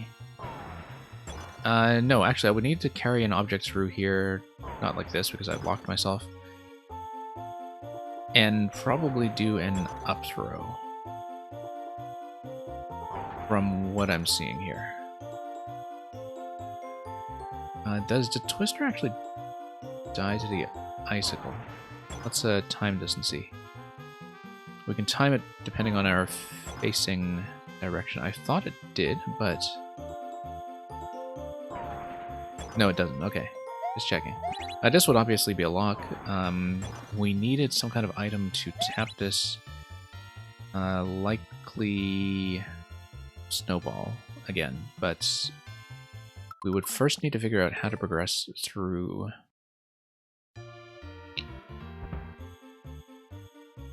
well, everything else that we've looked at so far. So let's spawn the mushroom to the left. And Green Heroes, I will kind of think about what you are saying when I get to the point of doing so. I'm not exactly sure which part you're referring to right now, but I've only kind of glanced at your message about the switch with the donut. Ah, yes, the switch with the donut block here. Yeah. I kind of do as well, but we need to get to the state of being able to manipulate any of that first. So.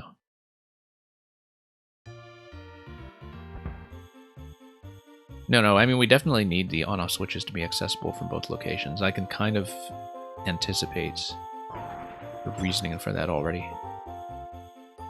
That was a miss. That's okay, we got it. Salvaged. Okay, back here. Back here. Muncher. You were thinking I would be locked out into a switch state on that side of the screen and would be required to use this snowball.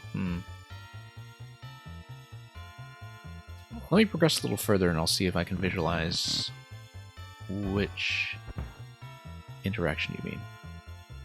Okay, no, we need to go down here quickly to avoid grabbing the mushroom. And thank you for the follow. Okay. Mushroom's gonna lock us out of that location until it comes back down, of course. Yeah, I feel like we did in fact need to lose it, or at least not gain it.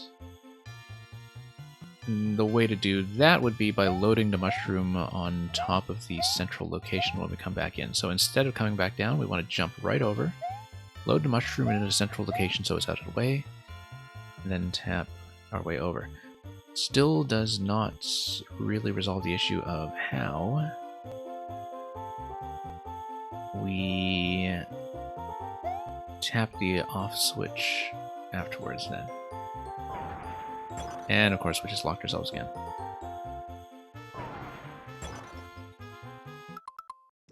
Let's try this again. Thank you for the follow. Mimuga, whom we have seen over on Zero Stream many times. Let's get over here to the left. Spawn the mushroom. Drop this guy. Not like that. Okay, mushroom. Drop. We'll hopefully not burn too many attempts and too much time on silly things like that, but... There we go. Okay, that's been snatched. Let's... okay, that's fine. Not as disastrous as it initially might have looked.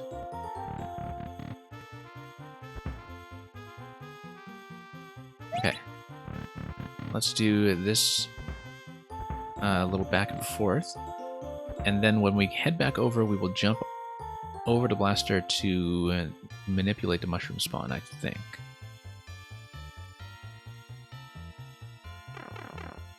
We'll have to think about this for just a moment here.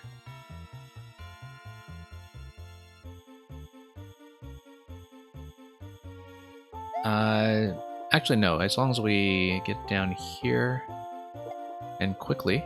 There we go. Or we could have just dodged the mushroom if it came down. I mean, there was nothing wrong with doing it that way. In fact, that might have been better, because if we dodge the mushrooms, then we retain access back to the left side. And indeed, this doesn't solve our problem anyway when it comes to what to do with the on-off switch. Not without some kind of additional item to work with. I mean, it does manipulate the twister position. Quite possibly... Yeah, one thing that I didn't consider in general was what the twister position would be doing. Interestingly enough, if you spawn in with Snowball on top of Twister, and the icicle comes down and a twister raises the snowball is still active, right?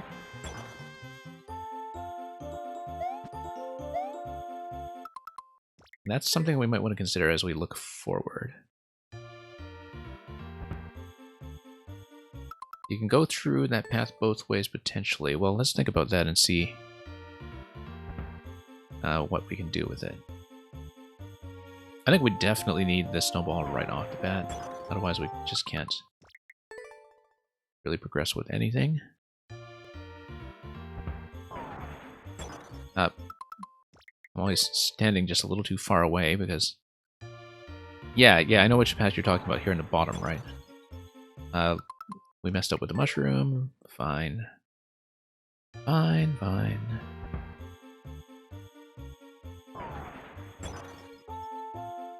I mean, in theory, if we spend the POW rather quickly, we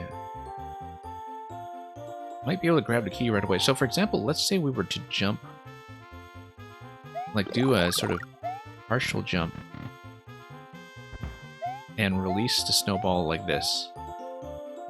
Does that give me enough height to hit the POW without coming over onto this platform? Like, the idea would be, like, I hit the POW, but then I fall back onto the lower level if I'm able to do that. And because then that way I could grab the key and go through the door and respawn the POW and get up to the key door, right? I don't know if mechanically that is actually possible, but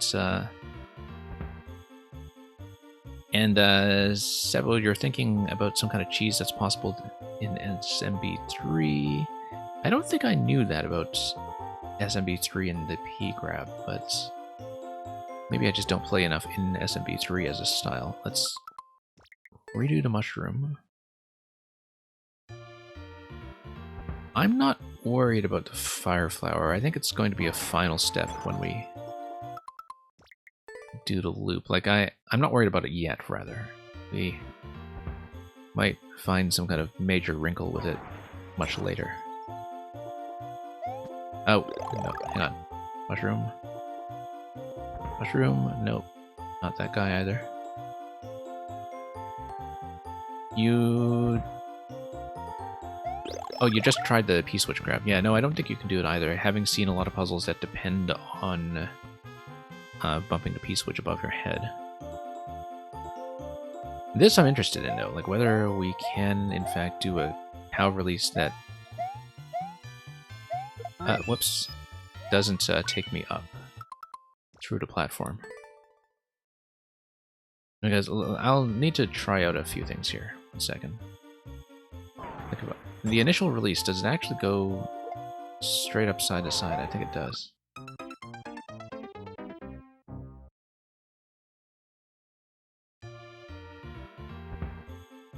Because if we find some way to hit the POW, but grab a second POW, that might be something. And you're a little further into the puzzle, so you can't say anything. Okay. Does snowball react with the bumper? No, it doesn't. And we know that because the snowball goes straight through the bumper to hit the question block for the flower. And we did try that already. So we do know for a fact that's not going to be it. I like the sequence we've been doing so far in terms of using the muncher to go back. It's just that I don't know what I can interact with from that point onward. There might be some additional spawning logic here that we don't know about. So for example, if we...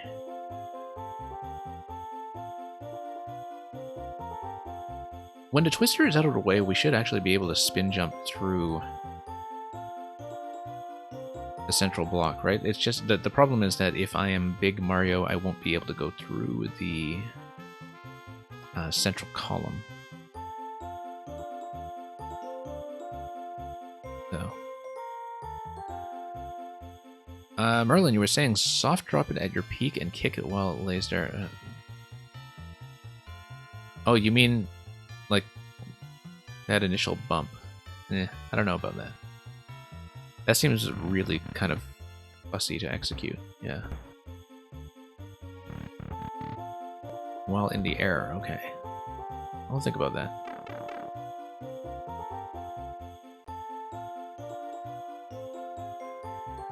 Well, now that we're over here and we've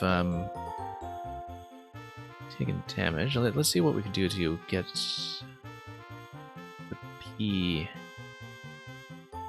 come down. I mean, if this is still unsolved, maybe there is some very obscure interaction that we haven't necessarily considered.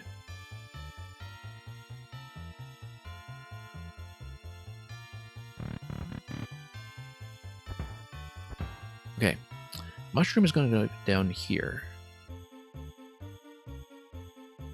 Mushroom is going to go down to the left side. We don't want that. We want to get out first, and we want to avoid mushrooms, don't we? I can Z on the snowball to get to the outer door, but it seems useless. Maybe. I was kind of thinking about that in terms of, like, I guess we would bump the P if we did that. But the P on a platform like that would actually be a hard ceiling. We wouldn't actually be able to raise it. Unless we had some kind of object to chuck towards it, perhaps. But it would, however, let me get through the icicle.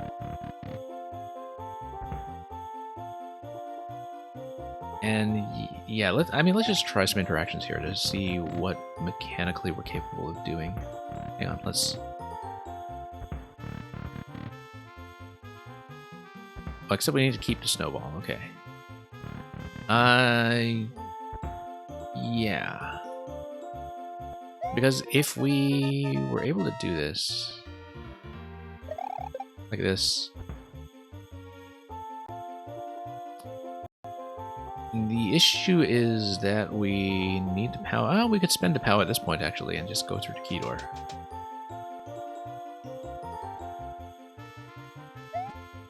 That actually is a bit of a breakthrough, in fact. I don't think that's going to be the path we want in the early stages here, but it seems like it's going to be the key to something. We might as well try some other things in the meantime, like yeah, that's as I suspected. But this allows you to go through the central passage. This won't do much for us, except for some reloading, actually.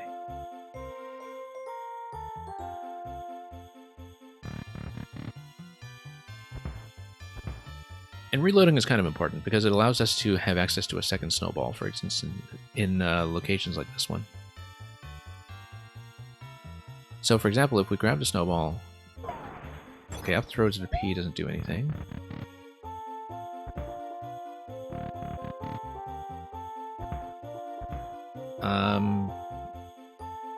But being able to respawn items in this fashion may be kind of helpful. The other thing, too, is that using the spin jump and a snowball, we can, in fact, get up to the left side while the mushroom is in central position. So, for example, if we were to do this... well, I mean, we'd have to sail off the left side here. Hang on. Yeah, I guess that's pretty much all she wrote there, but if we were actually dismounting the icicle accurately and coming off the left side here, we'd be able to spin jump up and get back over. Let's try a couple of things.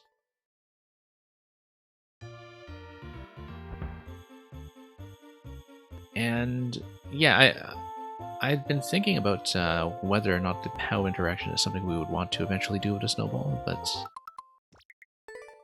we'll have to think about this. I can get back with a min jump from under the icicle.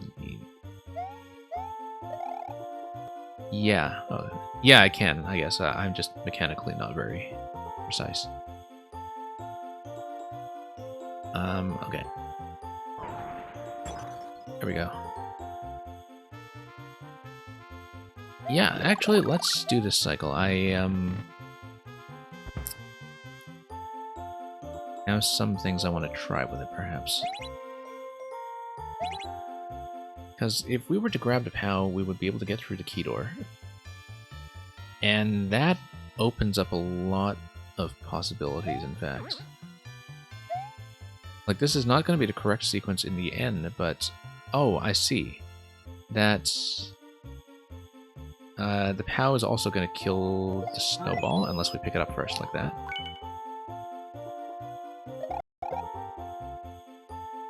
And dropping the P now isn't going to do anything for me, I don't think, so let's just go through here. And that allows me to come through here and then do the Muncher interaction. Problem with the Muncher interaction being that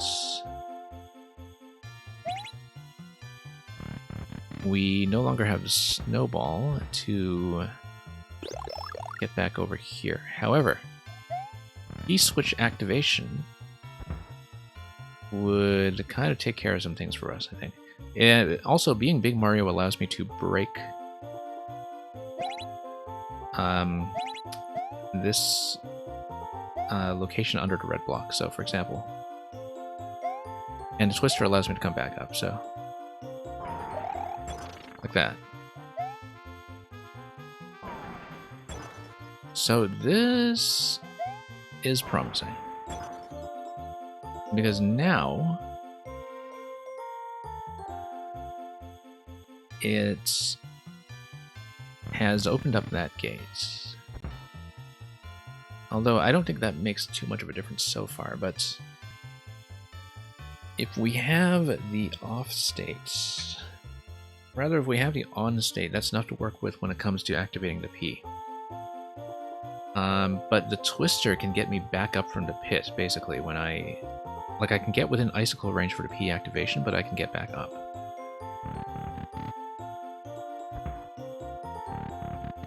I do want to be small for this, I think.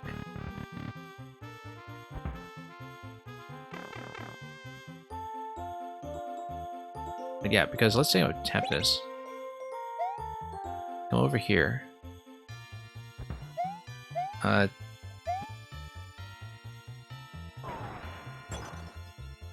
Now we let the icicle fall.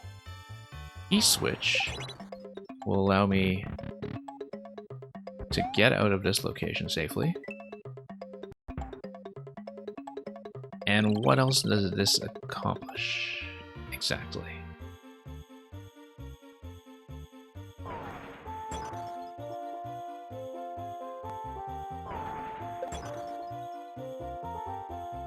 Let me think about that, because this does seem like it's something that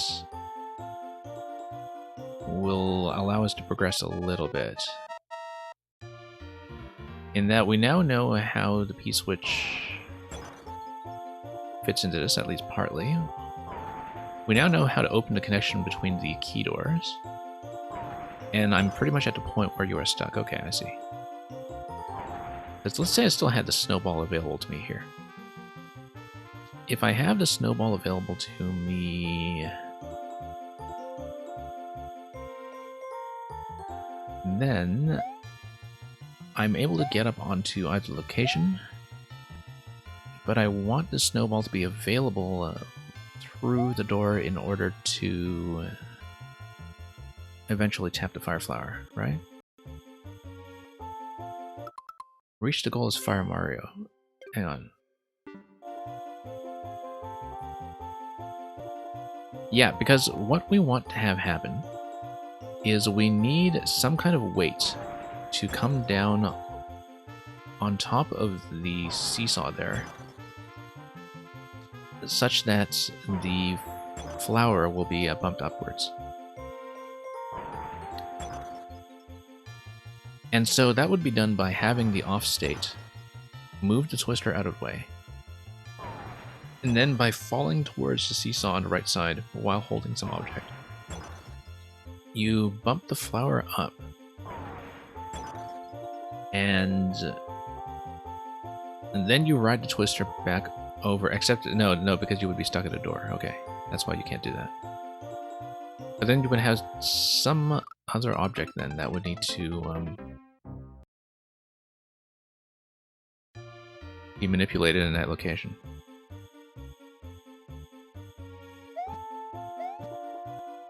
Okay. We'll think about this. I don't know how much longer I can run the stream, by the way. I do hope I can finish this. If not, we'll definitely forward it into the next puzzle stream that we do.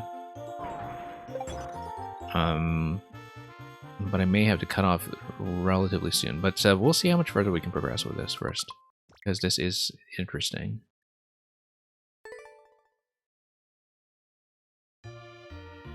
Okay. Once again, we spawn the mushroom in the left location.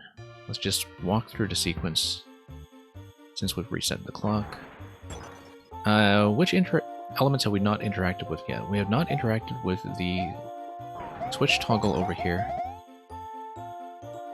We have not really interacted with eventually getting up to that top door, which I think is actually what's going to be the finishing move, perhaps. I'm not sure about that, because like the flower is going to pop out of the question block. When the flower pops out of the question block, I mean, why would the top right door be there if that's how we reach the goal, right? Because if the top block is there,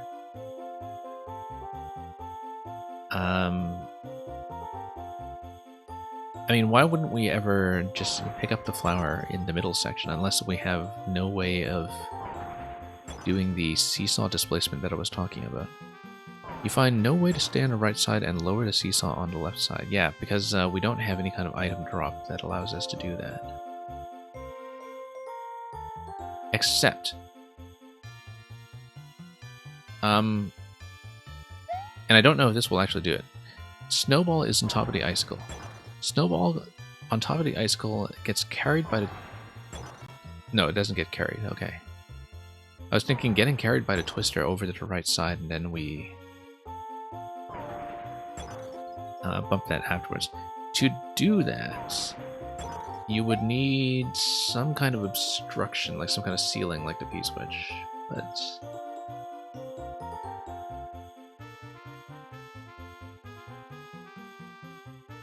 let's think about that. Mushroom.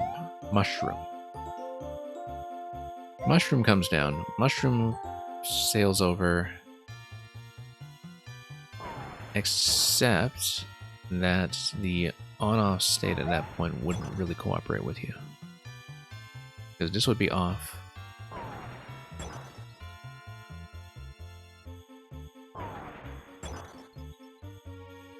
Yeah, I don't know about that.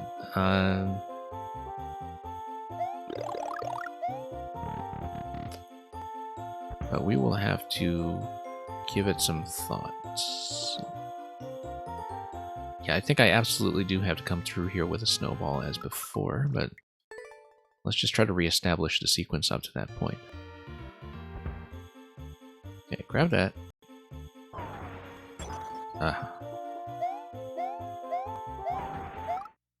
Yeah, the min jumps are not doing their job for me today. Okay, grab the snowball. Come up.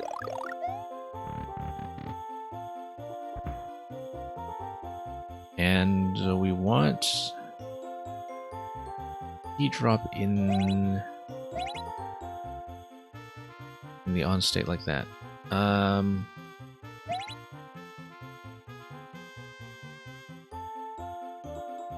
No, we want the twister to move. You know what? We can always kind of stop the twister on either side. That's something that we hadn't really considered too deeply. Anyway, still holding the snowball. The snowball allows me to get up on top. I kind of want to bust down that block as we were doing earlier. That's something that we should still be considering, but most important thing is to spend POW if we can, so.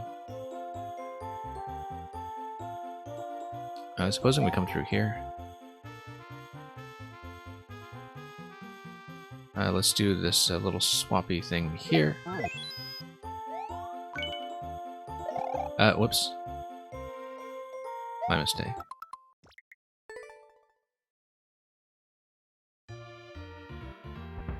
And hey, Smallhand Granddad. I'm not running the queue today, just finishing up this puzzle if we can, or progressing as far as we can in it.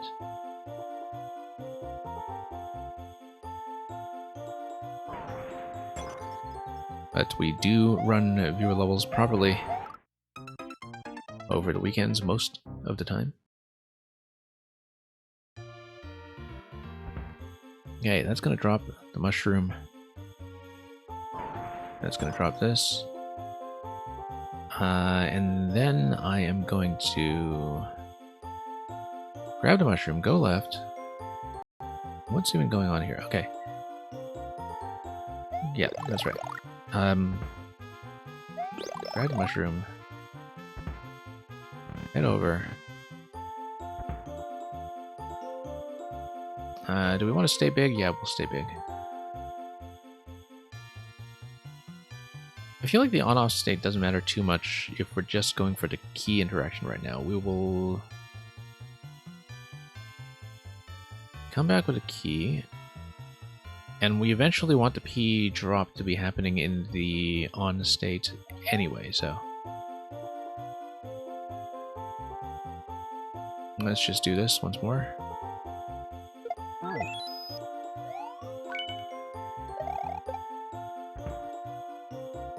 Yeah, because we can pop this. And that's going to be roughly exit only.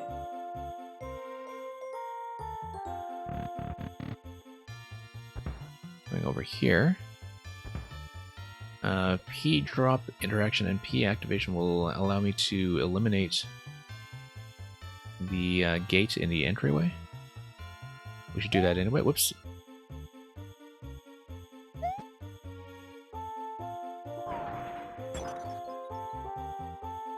And we'll just wait this out. Okay.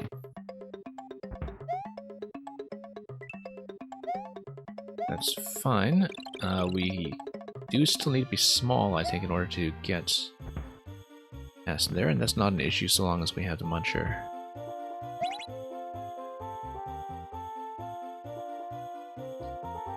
And regardless, I still want to be doing the break interaction over here.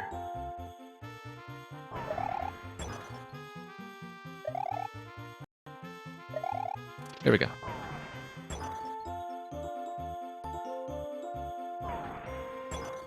Yeah, because that's the issue, is that if we eventually raise the flower on the question block, I can't actually get back over there while these hard blocks are intact, so... The question is whether there is any way to destroy the hard blocks, and I don't see that being the case.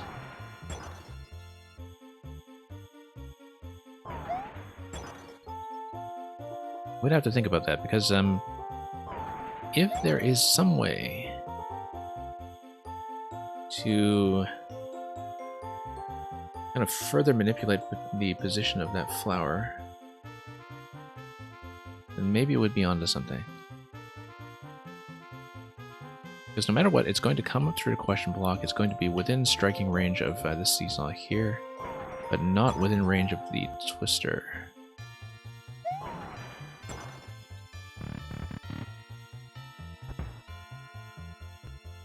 Okay. Wrap around the left side.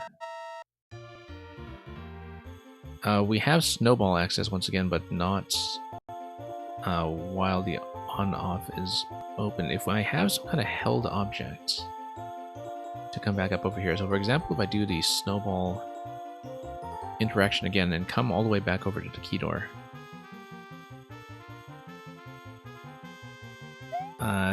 then I can get up top and grab a snowball, I think. No, maybe not.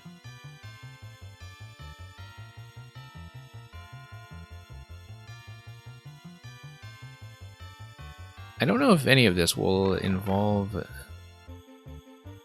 potentially picking up the... Oh, okay, so I see that we can kind of do something about the POW being accessible from the upper door. That's one thing we hadn't considered at all, is what to do with the fact that the off-state traps the POW in the upper location. Like whether or not that's a critical piece or a hint towards some constraint that we have to get around.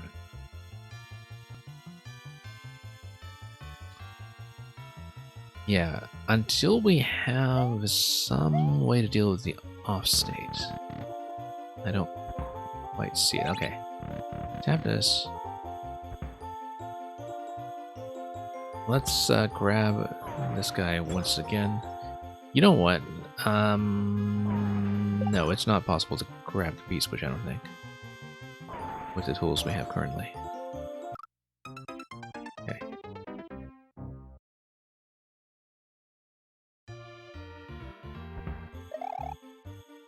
Yeah. I may have to make this one of my last attempts before I have to call it on the stream just for the purposes of time, unfortunately. But I will... whoops. Be returning to this for sure to try to continue and solve it, given that First Clear is still available.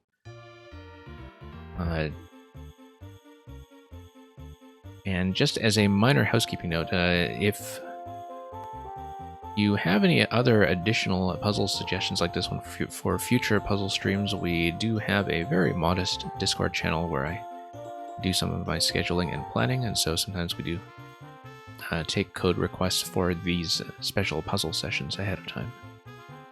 But definitely I will mean to solve this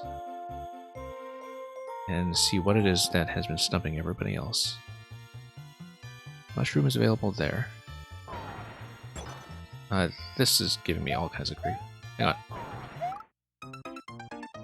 Really do need to work on just the basic technical stuff there. Oh. Mushroom on the left.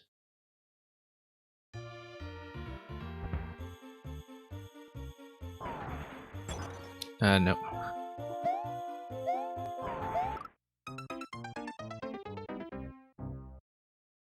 Yeah, you can really see just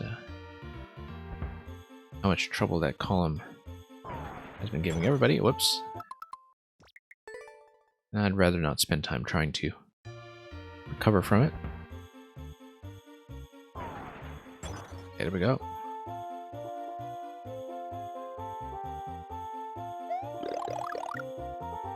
Okay.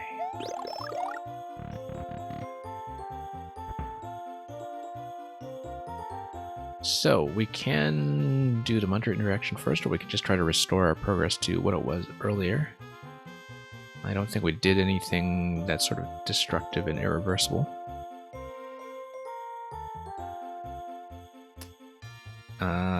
Yeah, we'll just have to... You want on or off? Let's go on. Do this. Might as well figure out an order that we prefer. Well, everything else is going on. If I can eventually take the POW up and through the key door, that would be excellent. Because that would allow me to get the POW out to the left side of the level, and that would give me a stable jumping surface to acquire another snowball later. As currently, that's what I'm sort of thinking about, is how do we get on top of that on switch on the left side and perhaps grab a snowball that way if we are blocked off from the icicle while the state is switched to off.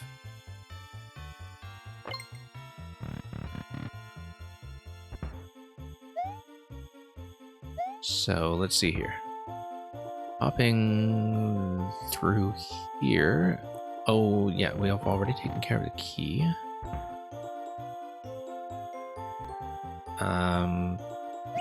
We can redo this loop. Probably redo this thing here. Just to restore progress. Yeah, notice how the snowball is kind of being blasted all the way back up before the icicle comes down. That seems like it's probably not useful, given that it's a very specific timing that allows that to happen. But it's interesting that that can happen. Seems like there is some potential in that. Or maybe not.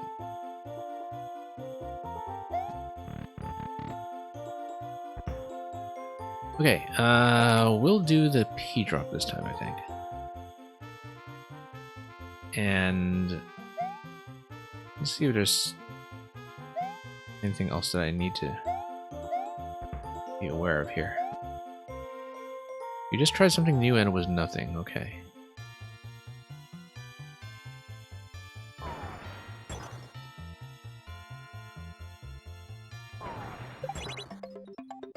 Alright, P-drop will allow me to unblock the gate on the left side. We've done this a few times already. Huh. Thought I was able to do this as Big Mario earlier, but... You thought for a second you solved it well. Yeah, I don't know if we've given you any new information to work with when it comes to looking at this in terms of new things that we've tried. I found that the sort of most interesting interaction I've seen so far is the swap between the POW and the snowball. Like, there may be some little edge case interactions like that that we should be looking for, which might be the key here. But, like, basically, we need to think about what the current obstacles are. Current obstacles are, I don't know how to grab another snowball when we are in the off state for the purposes of operating the central column at all. Like, in order to operate the central column, you have to be able to toss an object while the state is set to off. And I don't see a way to grab the snowball while the state is set to off unless I'm able to, for example, return to this location with something like the POW. Maybe that's doable with, you know, like a really good technique where you spin jump off the snowball and catch the POW on the way up or something, but I mean, this is a puzzle. It's not going to be anything like that, I don't think. Something else very interesting I haven't done yet. Okay, interesting. Yeah, because I was thinking, like, if there's a way to get the POW over...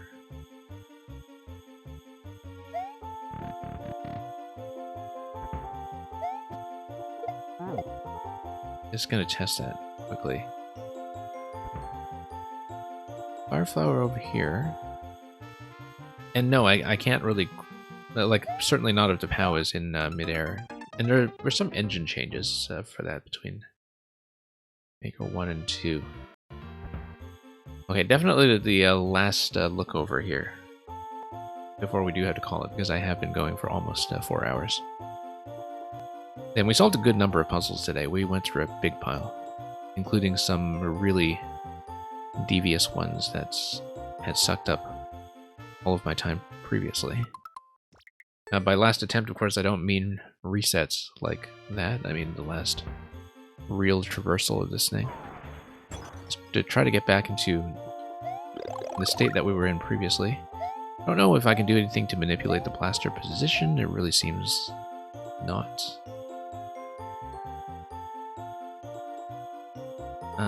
Getting on top of the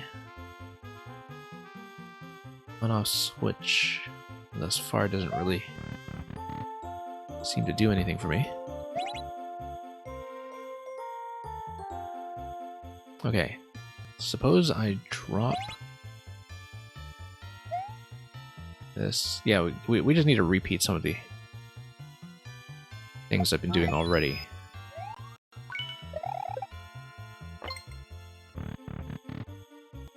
Interestingly, I wonder if you can actually traverse outside the bounds of the level in terms of going above the ceiling or something and sort of approaching the P from that side. I don't see that happening, given the spacing here, but it's the kind of thing I think about.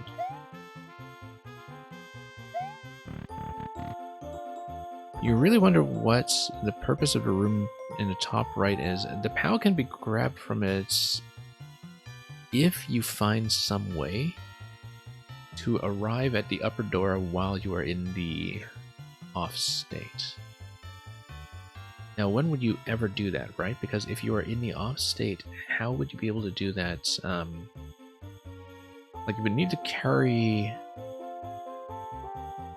the snowball back into the central position. Oh, you know what? No, I know how to do it. I know how to do it, actually. Let's see if we can do that within the remaining time. I'll try to make that a task that is our goal. It is blocked behind the bumper, but it can be shot with a snowball. I don't know why you would do that, but...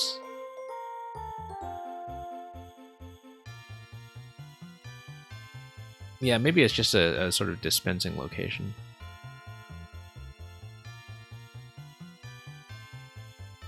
But the idea would be that you would want to... let me think about that. Yeah, I wonder why you would go up there, actually.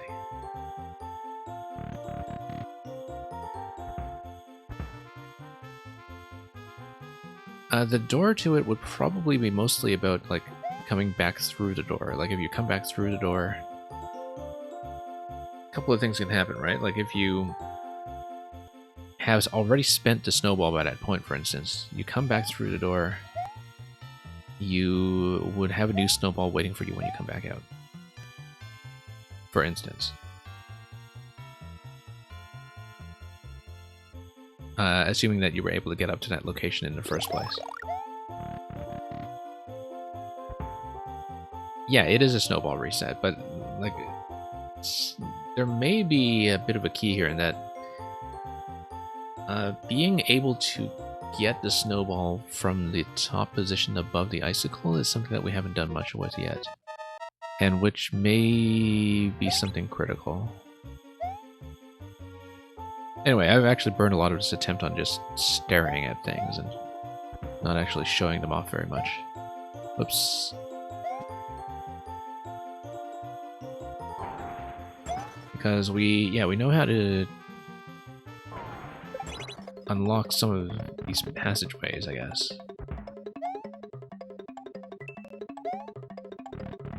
I can unlock that and perhaps unlock the spin jump location.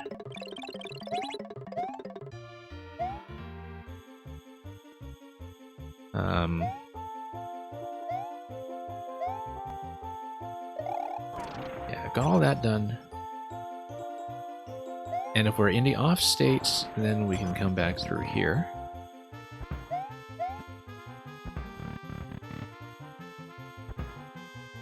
I wonder if I can grab a snowball in the on state.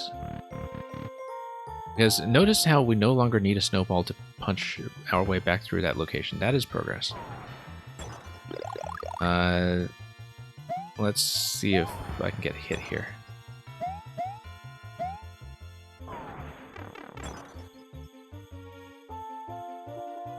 Yeah, and if I had actually awaited the next mushroom spawn over here... Well, I mean, one thing we could do is, as we were saying earlier, is go up here, and then reset, come back through here, grab the snowball, and indeed ride the icicle down for some reason. No, that's not useful. That's not really useful at all, in fact. Alright, I said that was the last attempt, but, you know, I feel like we're kind of in a middle of a train of thought here, so... Sometimes when you're thinking about a puzzle, you know, it just takes a while to just get back to the position you were in, and...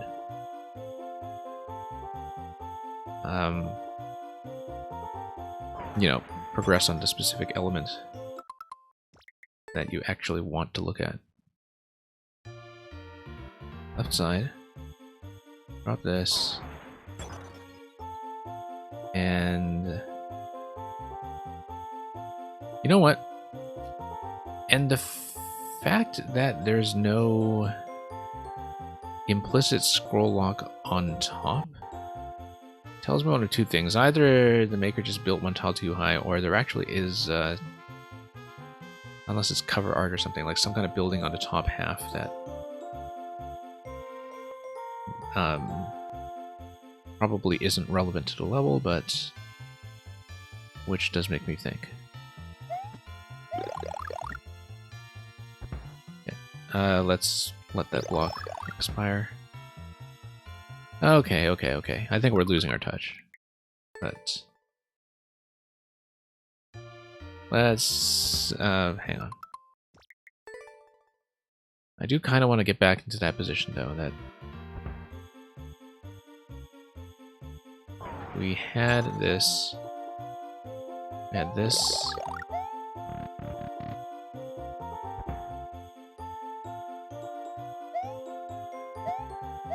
Dev blocks not necessarily, but it does seem strange to me that the camera would not be properly locked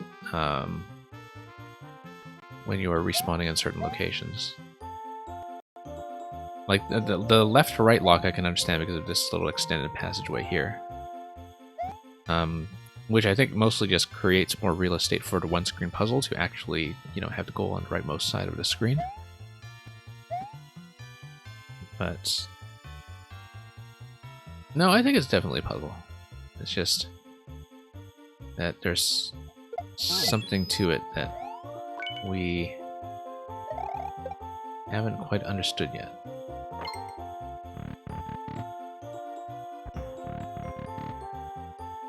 Yeah, let's bust open what we can. Get a P-switch thing so we can get rid of the block. Yeah, the fact that we're able to carry a snowball back out with us is actually kind of significant. It is a change that we are able to knock out this coin here. I said knock out this coin here. Some of the time. I don't know why that only works some of the time. Like, there's something to do with my seesaw positioning when I come down. That... yeah, because I really do need to force it all the way down like that. But... unfortunately, there are just so many little mechanical things like that that we need to look at. Let's look at the course preview, actually. I will probably call it from here and get back to this. But let's look at a course preview and see what's going on. I don't have my zoom feature, unfortunately, enabled right now on the system, but yeah, I think it's actually just a case of the ceiling being built one tile too high. There is clearly ceiling above the interactive stuff. I think it's maybe just a maker who didn't necessarily know how the implicit scroll stop works in terms of walling off the top tile.